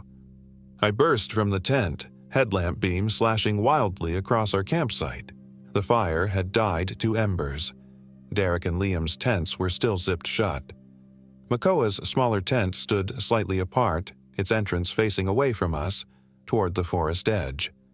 My light caught movement at the tree line. A figure retreating into the darkness. Without thinking, I followed, drawn by a compulsion I couldn't name. "Wait!" I called, my voice swallowed by the night. The forest closed around me, branches and leaves forming a canopy that blocked what little moonlight penetrated the clouds. My headlamp created a tunnel of visibility that extended perhaps 15 feet ahead, beyond which the darkness was absolute. I should have been terrified, should have turned back immediately. Instead, I pressed forward, following glimpses of movement always just beyond my light's reach. Time seemed to warp, minutes stretching impossibly as I ventured deeper into the forest. Eventually, I emerged into a small clearing. My headlamp revealed a sight that stopped me cold. Stone structures, crude but unmistakably man-made, arranged in a circle. The altars from my dream. In the center stood the figure I'd been chasing, not the tattooed man from my dream, but Makoa. He wore the same clothes he'd had on earlier, but his posture was different, straighter, more formal, more like the man in my dream. Makoa? My voice sounded thin and distant. He turned slowly. His face looked wrong somehow. Older, the features sharper, eyes reflecting my headlamp with an animal-like glow. "You should not have followed," he said, but the voice wasn't quite his. It resonated with an echo, as if two people were speaking simultaneously. "What is this place?" I managed to ask, my mouth dry with fear. "A boundary." Not quite Makoa gestured to the stone structures. "One you have now crossed." Before I could respond, a hand clamped onto my shoulder from behind. I spun, headlamp beam illuminating Derek's face, twisted with anger and concern. "What the hell, Gabe?" he hissed. "We've been looking everywhere for you." Relief flooded through me, quickly followed by confusion. I turned back toward the center of the clearing, but Makoa was gone. So were the stone structures. My light revealed only an ordinary forest clearing, empty of anything man-made. I saw... The words died in my throat. "You saw nothing," came Makoa's voice. He emerged from the trees opposite us, Liam trailing behind him. Real Makoa's face was tight with barely controlled anger. "You broke the first rule. You left camp." "I thought I saw someone outside my tent," I explained weakly. "Then I saw you here in this clearing by some kind of stone circle." A tense silence followed my words. Makoa and Liam exchanged a look I couldn't interpret. "There's nothing here," Derek said, his light joining mine to sweep the empty clearing. "You were probably sleepwalking." "We returned to camp," Makoa said firmly. "Now." The walk back seemed much shorter than my journey out. At camp, the fire had been rekindled, its warm light a beacon of normality after the strangeness of the forest. We gathered around it, an uncomfortable silence hanging over us. Finally, Makoa spoke. "The upland forests are dangerous at night. Trails vanish. Ravines appear where none existed. Even experienced guides become lost." His eyes fixed on me. "You are fortunate your friends woke when you left camp." "I know what I saw," I insisted, though doubt had begun to creep in. "You were in that clearing. There were stone structures." "The Hawaiians believe in akua," Liam interjected quietly. "Spirits or gods that can take human form. Some can make people see things that aren't there." Derek snorted. "Oh, come on. Gabe had a vivid dream, got confused in the dark. Simple as that." But Makoa was watching me with an expression that suggested nothing was simple. "What else have you experienced since arriving in the valley?" he asked. "Dreams? Whispers?" I felt exposed suddenly, as if he was seeing right through me. "I heard a word," I admitted. "Howl?" Makoa's face drained of color. Liam leaned forward, suddenly intensely interested. "Hauli, I kapo?" Liam asked. "Is that what you heard?" I nodded slowly. "In my dream tonight. It means fallen into darkness, doesn't it?" "How would you know that?" Makoa demanded. I just did. In the dream." Makoa stood abruptly. "We turn back at first light. This journey is over." "What?" Derek protested. "Because Gabe had a weird dream. We're less than half a day from the upland forests." "Something is wrong here," Makoa said, his voice leaving no room for argument. "The barrier between worlds is thinning. It's not safe." "You can't be serious," Derek said. "We paid you good money for a 3-day trek." "I'll refund your fee," Makoa replied coldly. "My responsibility is to protect this place and those who enter it, even from themselves." His eyes fell on me again, and I knew somehow that his last comment was specifically for me, as if I was the danger he'd been watching for all along. We returned to our tents with the argument unresolved, though Makoa made it clear his decision was final. Before I could duck into my tent, Liam pulled me aside. "The phrase you heard," he whispered. "It's from an old Hawaiian chant about spirits trying to cross over from Po, the realm of darkness, into the world of the living." A chill ran down my spine. "What does it mean that I heard it?" Liam glanced toward Makoa's tent. "I don't know, but I don't think we should leave tomorrow. This could be incredibly significant for my research." Makoa seems pretty adamant. "Makoa's family has been guarding whatever's up there for generations," Liam said. "Of course he doesn't want outsiders investigating." His eyes gleamed with academic fervor. "But if there really are undocumented archaeological sites in the uplands, you're suggesting we go against his advice?" I couldn't believe what I was hearing. Liam was usually the cautious one. "I'm suggesting we continue as planned. The 3 of us. First light." He patted my shoulder and retreated to his own tent, leaving me standing alone in the dying firelight. Sleep didn't come easily. I lay awake, replaying the night's events in my mind. Had I imagined the stone circle? Hallucinated Makoa's presence there? Everything had seemed so real. But Derek was right. None of it had been there when they found me. I must have drifted off eventually because suddenly I was being shaken awake. Dawn light filtered through the tent fabric. Derek's face hovered over me, tense and excited. "Get up," he whispered, "and pack quietly." "What's going on?" I asked, still groggy. "Makoa's gone. Left before sunrise, according to the note he left." Derek's eyes gleamed with adventure lust. "We're continuing to the uplands on our own." Fully awake now, I sat up. "That's insane. We don't know the trail." Liam says it's clearly visible from here. Just follow the switchbacks to the top. Then, the established path through the forest. We can make it to the main viewing point and back down by tomorrow night. He tossed my hiking pants at me. Come on, this is what we came for. 20 minutes later, we stood at the trail's edge, looking up at the final ascent to the upland forests. Our packs were lighter. We'd left the camping gear cached at the plateau, planning to retrieve it on our return. Liam consulted a hand-drawn map he'd apparently been working on since we started. The trail looks straightforward from here.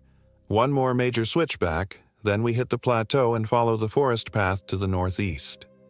"Makoa's going to be pissed," I pointed out. Derek shrugged. "He's got his money, and we're experienced hikers. What's the worst that could happen?" As if in answer, a low rumble of thunder rolled across the valley.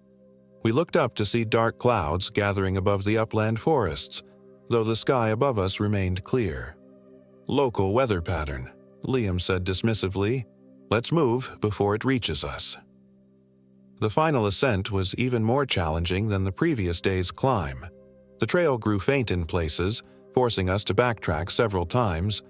By midday, we reached the top of the valley wall and stood at the edge of the upland forest. It was like crossing into another world. Unlike the valley's lush tropical vegetation, the upland forest was primal, mist-shrouded, and eerily silent. Massive ohia trees with twisted trunks and red brush-like flowers towered above us. Ferns, larger than any I'd seen before, covered the forest floor. The air was noticeably cooler and carried a damp, earthy scent that seemed ancient somehow. "This is incredible," Liam breathed, already snapping photos. "Virtually unexplored by modern scientists. Who knows what we might find?" "Let's stick together," I cautioned, an inexplicable sense of dread building in my chest. "And mark our trail." I pulled a roll of bright orange surveyor's tape from my pack. We moved deeper into the forest, Liam in the lead, consulting his map frequently. I tied strips of orange tape to branches at regular intervals, creating a trail we could follow back. Derek brought up the rear, unusually quiet since we'd entered the forest. About an hour in, Liam stopped abruptly. "This can't be right," he muttered, checking his map again. "What's wrong?" I asked. "According to my notes, we should have reached a stream by now." He pointed to his map. "It should cut directly across our path here." I looked around. Nothing but endless trees and ferns stretched in all directions. The cloud cover had thickened, casting the forest in a perpetual twilight that made distances hard to judge. "Maybe your map is wrong," Derek suggested. Liam frowned. "Maybe. Or we're off course." He looked back the way we'd come. "Let's retrace our steps to the last marker and try a different direction." But when we turned, my heart sank. There was no orange tape visible on any of the trees behind us. "I don't understand," I said, moving to where I was certain I'd placed a marker. "I've been tying them every 50 feet or so." We backtracked anyway, searching for the bright orange that should have stood out starkly against the green foliage. Nothing. It was as if our trail markers had simply vanished. "This is bad," Derek said, the first hint of genuine concern in his voice. "Really bad." "Let's not panic," Liam replied, though his voice had risen slightly in pitch. "We keep moving east. We'll hit the valley edge eventually, then we can follow it back to the trail down." But which way was east? The thick canopy blocked any view of the sun, and the uniform forest offered few landmarks. Liam consulted his compass, which spun wildly before settling on a direction. "This way," he said with false confidence. We walked for what felt like hours, the forest growing darker as the cloud cover thickened. The silence was oppressive, broken only by our footsteps and increasingly labored breathing. The terrain began to slope upward, which made no sense if we were heading east. We should have been moving on relatively flat ground. "Liam," Derek finally said, "we're lost, aren't we?" Before Liam could answer, a crash of thunder directly overhead made us all jump. Within seconds, rain began to pour through the canopy, quickly soaking us to the skin. "We need shelter," I shouted over the downpour. Liam pointed to a dense thicket of ferns ahead. There! It looks like there might be an overhang. We rushed forward, pushing through the massive ferns that clawed at our clothes and skin. Beyond them, we found not an overhang, but a small clearing. And in that clearing stood a structure that stopped us all in our tracks. It was a platform of stacked stones, rising about 4 feet from the ground in a perfect rectangle. Atop it stood crude wooden posts, weathered by age but unmistakably placed there by human hands. The entire structure was covered in moss and lichen, suggesting great age. "A heiau," Liam whispered, reverential despite the pounding rain. "An ancient Hawaiian temple." "Like the one I saw last night," I said. The similarity to the stone structures from my vision unmistakable. Liam was already approaching it, archaeological curiosity overriding caution. "This is incredible. It could be hundreds of years old." "Should we be here?" Derek asked, hanging back. "Makoa said these places were sacred." "We're just looking," Liam replied, circling the structure. "Besides, we need shelter. The platform will keep us off the wet ground until the rain passes." Before I could object, he'd climbed onto the stone platform, crouching under the minimal shelter offered by a partial roof of decaying wooden beams. After a moment's hesitation, Derek joined him. I remained where I was, rain plastering my hair to my face. Something felt wrong about seeking shelter on what was clearly a sacred site. But as the downpour intensified and lightning cracked overhead, the practical need for shelter won out. I reluctantly joined them on the platform. The rain continued unabated, turning from downpour to deluge. Water cascaded off the remnants of the heiau's roof, forming a curtain that isolated us from the surrounding forest. Thunder boomed continuously overhead, as if the sky itself was enraged at our intrusion. "So, what is this place exactly?" Derek asked, huddled against one of the wooden posts. Liam, ever the professor, seemed to forget our precarious situation as he launched into explanation. Heiau were temples where ancient Hawaiians worshipped their gods. Different types served different purposes: agriculture, fishing, war, but the most feared were the Luakini Heiau. "Why were they feared?" I asked, though some part of me already knew the answer. "They were temples of human sacrifice," Liam said quietly, "places where the barrier between worlds was thinnest." A flash of lightning illuminated the clearing, and for a split second, I thought I saw figures standing among the trees, silent watchers with ancient eyes. When darkness returned, the afterimage remained burned in my vision. "We shouldn't be here," I said. "As soon as the rain lets up, we need to leave." "And go where?" Derek demanded. "We're completely lost." "Back the way we came," I insisted. "We retrace our steps exactly." "If we could even identify which way that is," Liam muttered, peering out at the now identical wall of rain surrounding us. That's when we heard it. A sound that rose above the storm's fury. A chant, carried on the wind, words in Hawaiian that somehow penetrated the rainfall's roar. "Haule kapo e ala ike o." Liam's head snapped up. "Someone's out there." We strained to see through the rain curtain. The chanting grew louder, seeming to come from all directions at once. Then, through the torrent, a figure appeared at the clearing's edge. Then another, and another. As they stepped into the clearing, my blood turned to ice. It was Makoa, but not alone. He was accompanied by 3 other Hawaiians, 2 men and a woman, all dressed in simple dark clothing. Their faces were grim, focused. They moved with practiced precision, taking positions at the cardinal points around the heiau platform. Makoa's eyes locked with mine, and I saw recognition there, but no surprise, as if he'd expected to find us here all along. "Get off the platform," he ordered, his voice cutting through the storm. "Now." We scrambled to comply, slipping on the rain-slick stones. As my feet touched the muddy ground, the other Hawaiians began to move, circling the heiau counterclockwise, their chanting intensifying. Makoa approached us, rain streaming down his face. "I warned you," he said, and there was more sorrow than anger in his voice. "Now we must work quickly." "What's happening?" Liam demanded, his academic excitement giving way to fear. "Who are these people?" "My family," Makoa replied simply. "The Kahu, caretakers, like our ancestors before us." "Caretakers of what?" Derek asked, his usual bravado diminished by the eerie scene unfolding around us.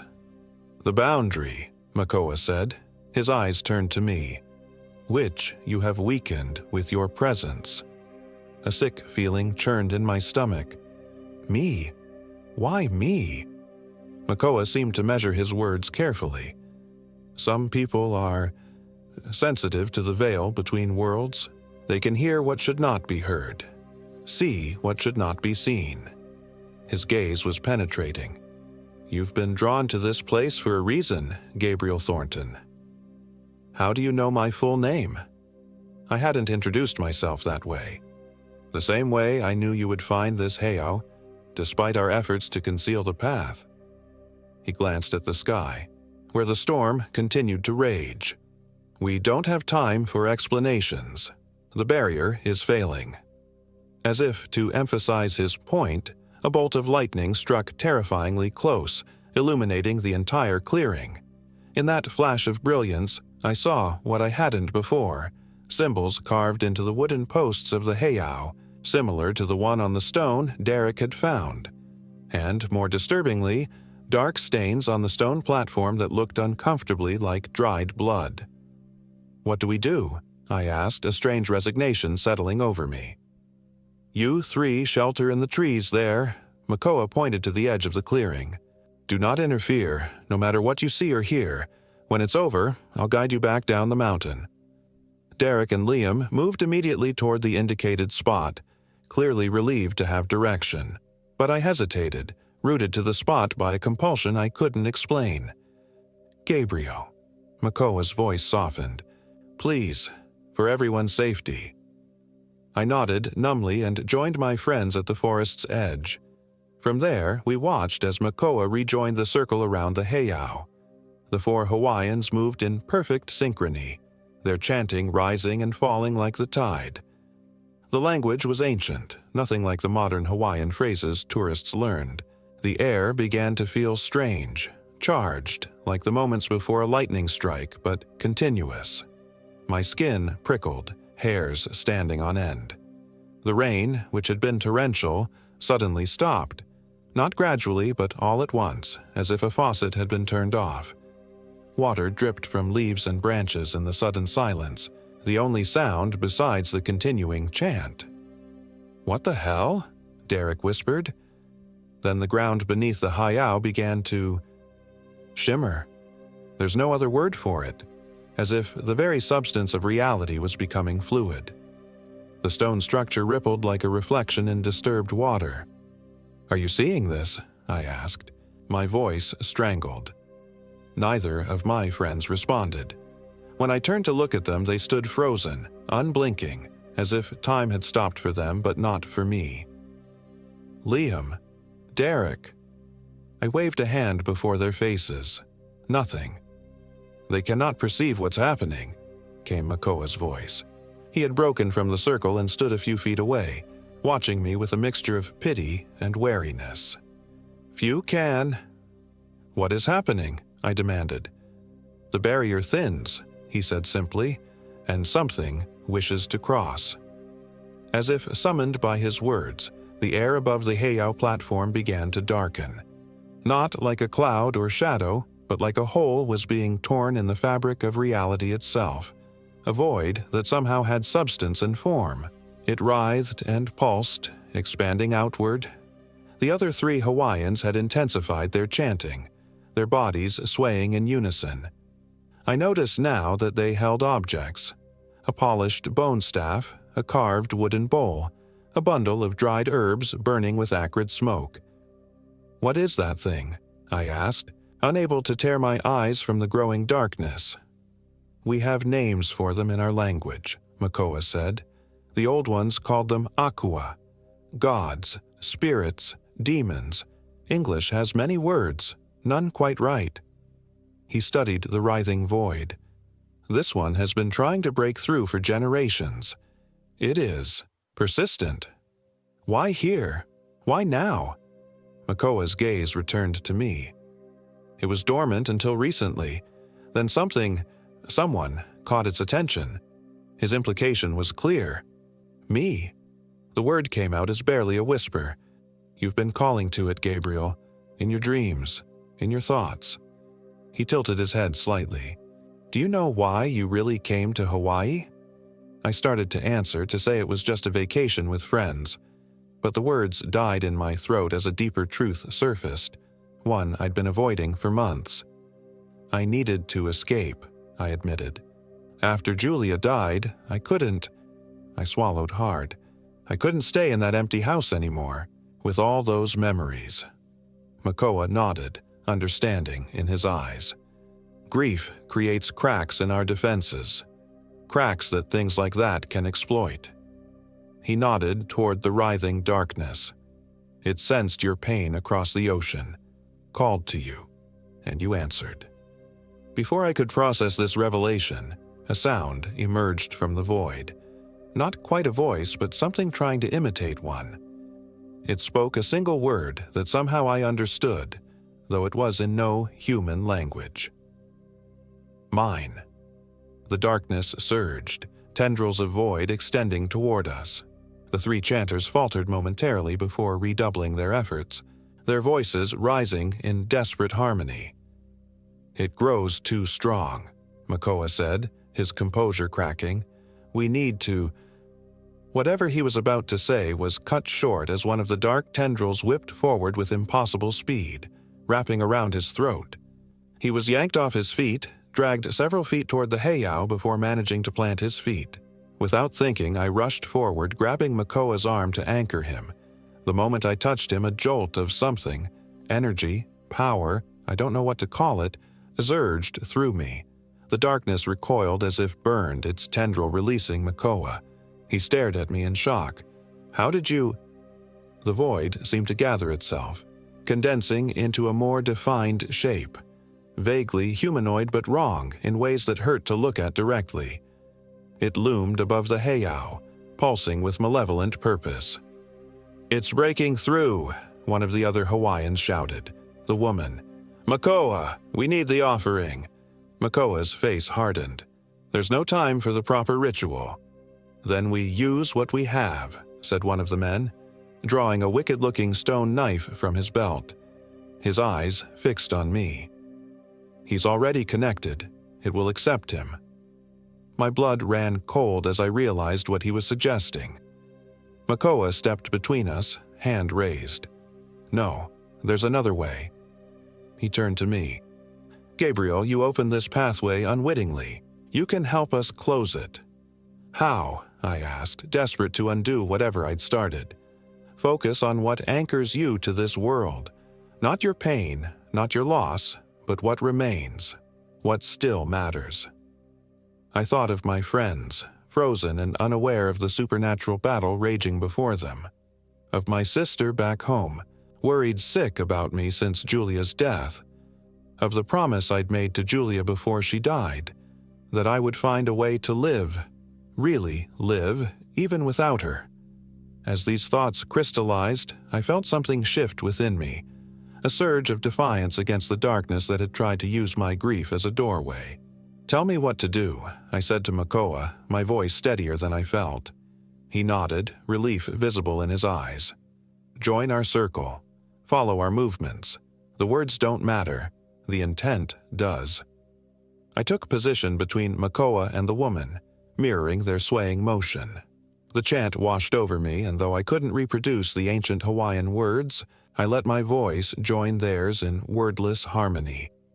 The darkness responded immediately, thrashing like a wounded animal. Tendrils of void lashed out, striking at our circle. One caught the older Hawaiian man across the chest, leaving a bloody gash. But he didn't falter, his voice rising even stronger.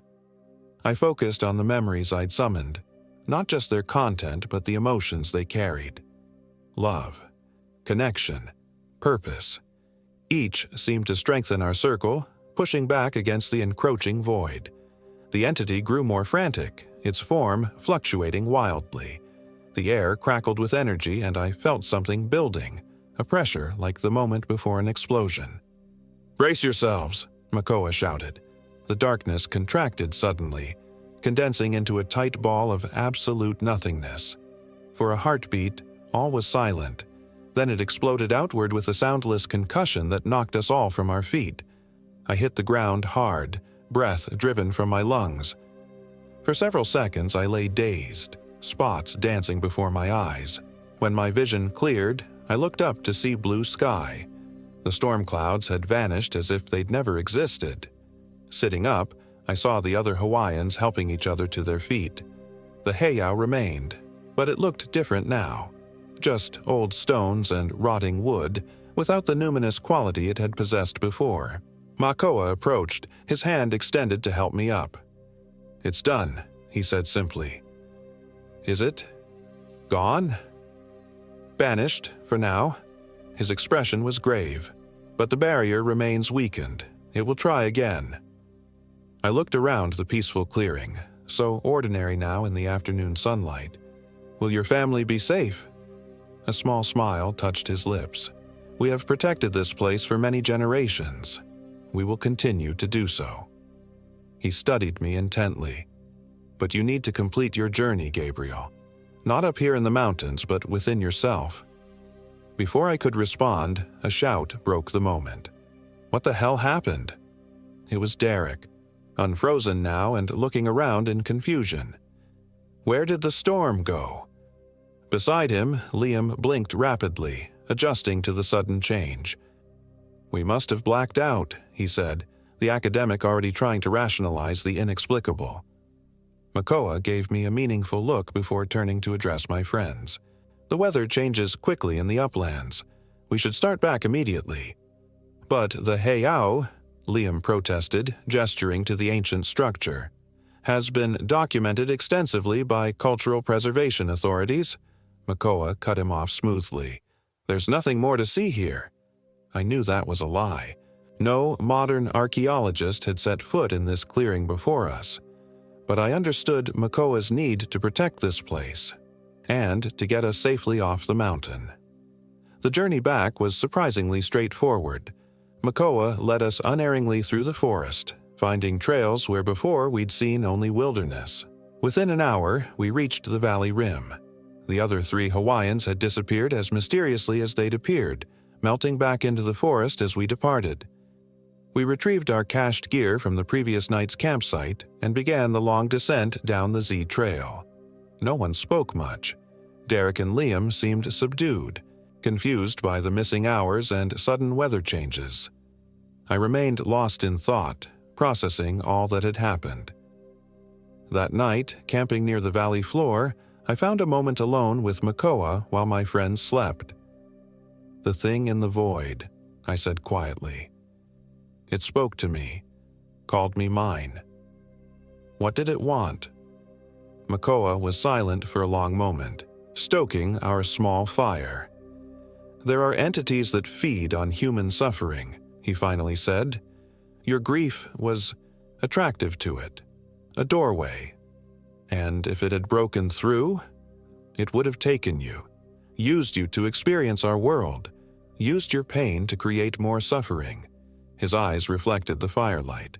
"Eventually, it would have discarded your empty shell and moved on to someone else." A shudder ran through me at how close I'd come to such a fate. "How did you know? That I was connected to it?" "I've been trained since childhood to recognize the signs. When I first met you, I sensed the attachment." He poked the fire again. "That's why I tried to end the expedition. I hoped distance would weaken its hold.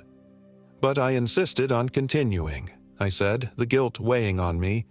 "I put everyone in danger." "You also helped close the breach," Makoa countered. "Few outsiders would have had the strength." We sat in silence for a while, the night sounds of the valley creating a peaceful backdrop, so at odds with what we'd experienced in the uplands. "What happens now?" I asked. You return to your life. Begin to heal properly." He gave me a searching look. "The grief that drew it to you is natural, human. Don't fear it, but don't let it consume you either." I nodded, understanding washing over me. I had been running from my pain, trying to escape it through distraction and denial. That flight had created the very vulnerability the entity had exploited. The next day, as the helicopter lifted us from Waipio Valley, I watched Makoa grow smaller below us. He raised a hand in farewell, then turned and walked back toward the valley interior, a solitary guardian of ancient boundaries.